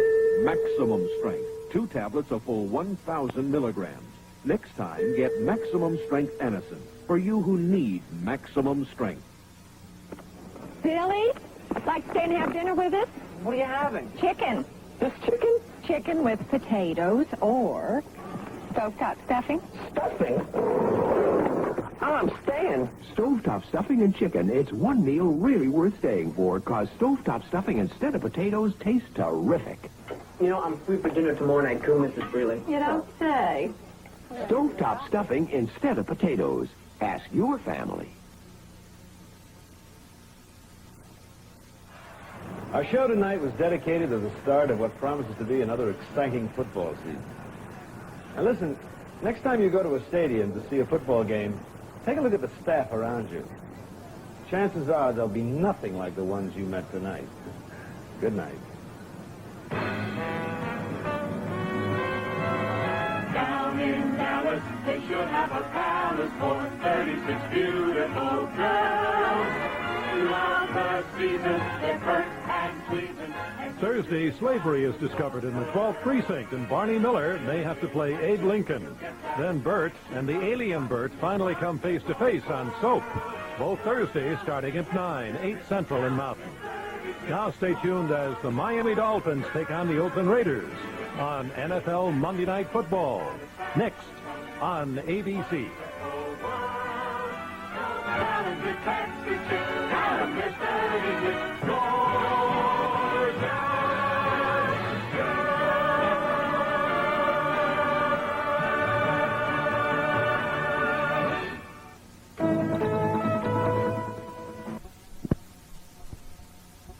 Sixth-round draft pick a couple of years ago, Wilbert Montgomery, showing superstar form. He's a genuine 1,000-yard rusher. Following number 20's block, that's Leroy Harris, a former Dolphin. Montgomery's in the end zone. The Eagles out in front 7-0. In the second quarter, again, it's Ron Jaworski going to the air. And again, it's Wilbert Montgomery on the end of this touchdown pass. 14-0 Philadelphia. They go on to win it 28-17. They're locked with the Cowboys in the NFC's East with 5-1 record. At Giant Stadium, it was scheduled to be rookie quarterback Phil Simms' day as the number 1 draft pick opened at quarterback for the winless Giants against the undefeated Tampa Bay Buccaneers. But it turned out to be this young man's day. Billy Taylor, a 4th-round draft pick last year out of Texas Tech, ran for 144 yards, scored 2 touchdowns on runs like this. He gained the most yards by a Giant in 12 years. And in the previous 5 games of this season, Billy Taylor had managed only 48 yards on 12 attempts. He lugged it 34 times yesterday. That touchdown run put the Giants out in front, 7-0. Then in the second quarter, with the Giants out in front, 14-0, Tampa Bay's Doug Williams drops back and looks for Larry Mucker, number 87. Williams puts it on a line. Mucker gets the touchdown to make it 14-7. But the Giants go on to win 17-14 as they knock Tampa Bay out of the undefeated ranks. There are no undefeated teams in the NFL. Always. It's World Series time. It will open tomorrow night in Baltimore. Our ABC cameras will be there. Howard Cosell was there today earlier, and he talked with a couple of key participants in tomorrow night's action. Well, of course, these 2 gentlemen will take the national spotlight tomorrow. The opposition pitchers in the first World Series game in the year 1979. To my left, Bruce Keeson of the Pirates. To my right, Mike Flanagan, the brilliant southpaw of the Birds. I begin with you, Bruce. You've been a remarkable September performer throughout your career. An earned run average of about 1, 23 victories, 5 or 6 defeats. What is there that happens to you in cool weather to produce that? Well, Howard, I've been asked that many times, and I don't really have a concrete answer for that. It's just one of the intangible parts of the game that I have no logical explanation, because I certainly would apply it to April, May, June, July, and August if I knew the real reason. There are a lot of possibilities. We've been in championship games throughout the history of the Pirates as long as I've been with the club. And they're meaningful games where maybe some of the other ball clubs had been eliminated from the pen. It's hard to explain. I've searched for it, but I'd be a liar if I came up with that real answer. If you've had a problem, my friend, it's lodged in the middle finger of your pitching hand, the blister. How is that now? There's no blister. There was a false statement in Pittsburgh, an inaccurate statement. I had tenderness in my finger. There was tenderness, but to say absolutely there was a blister, there was no blister. And I had pitched 2 games in a row where I came back on 3 days rest, and I just could use the rest. After 6 innings, Chuck Tanner decided that it was a good time to go. There was some sensitivity in the finger, but now I'm ready to go healthy. You realize what a tough cookie you've got to go again. Well, the entire Baltimore ball club is a tough club, but of course so are the Pirates. All right, let's turn to you, Mike. Mike, how do you account this year for the even greater success than you enjoyed a year ago? Well, I think there's a couple of reasons.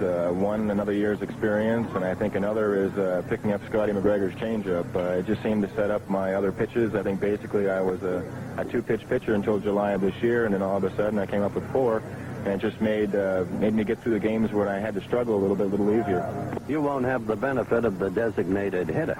You'll be losing potential home runs from either Lee May or Pat Kelly, probably Kelly, because right-hander Keeson will be starting. How much will this militate against you and your club? Well, I think it's going to make a little bit difference. It's going to be strange tomorrow night for sure to walk up to the batter's box after not going up there for 3 or 4 years. It'll be a little adjustment on our part. It'll be a pleasure to pitch to Bruce, though, won't it? Well, I remember I pitched against the Pirates 2 springs ago and got 1 hit in 5 innings, and he got it. Honest? How do you feel about the problem of facing people like Singleton and Murray? He has to worry about Parker and Stargell, but he's a southpaw. You're at a disadvantage. Well, I think they've both proven the type of ball players and hitters they are. I've faced Kenny before when he played with Montreal. Eddie Murray, I've only faced him in spring training, and of course, spring training doesn't count. It's not nearly as competitive, but they're both proven talents, and it just remains to be seen. Should be a very interesting series. Nervous? A little bit, possibly, but you know, as soon as the game starts, that takes care of itself. Nervous? A little bit too, but like Bruce said, once you get out on the mound, it's a thing we've done for a number of years now, and that's home to us. So we'll be going to get it tomorrow night. Good luck to you both. We look for a great game, a great series. And now, back to the Giffer, the Dandaroo, and Sir Francis in Oakland.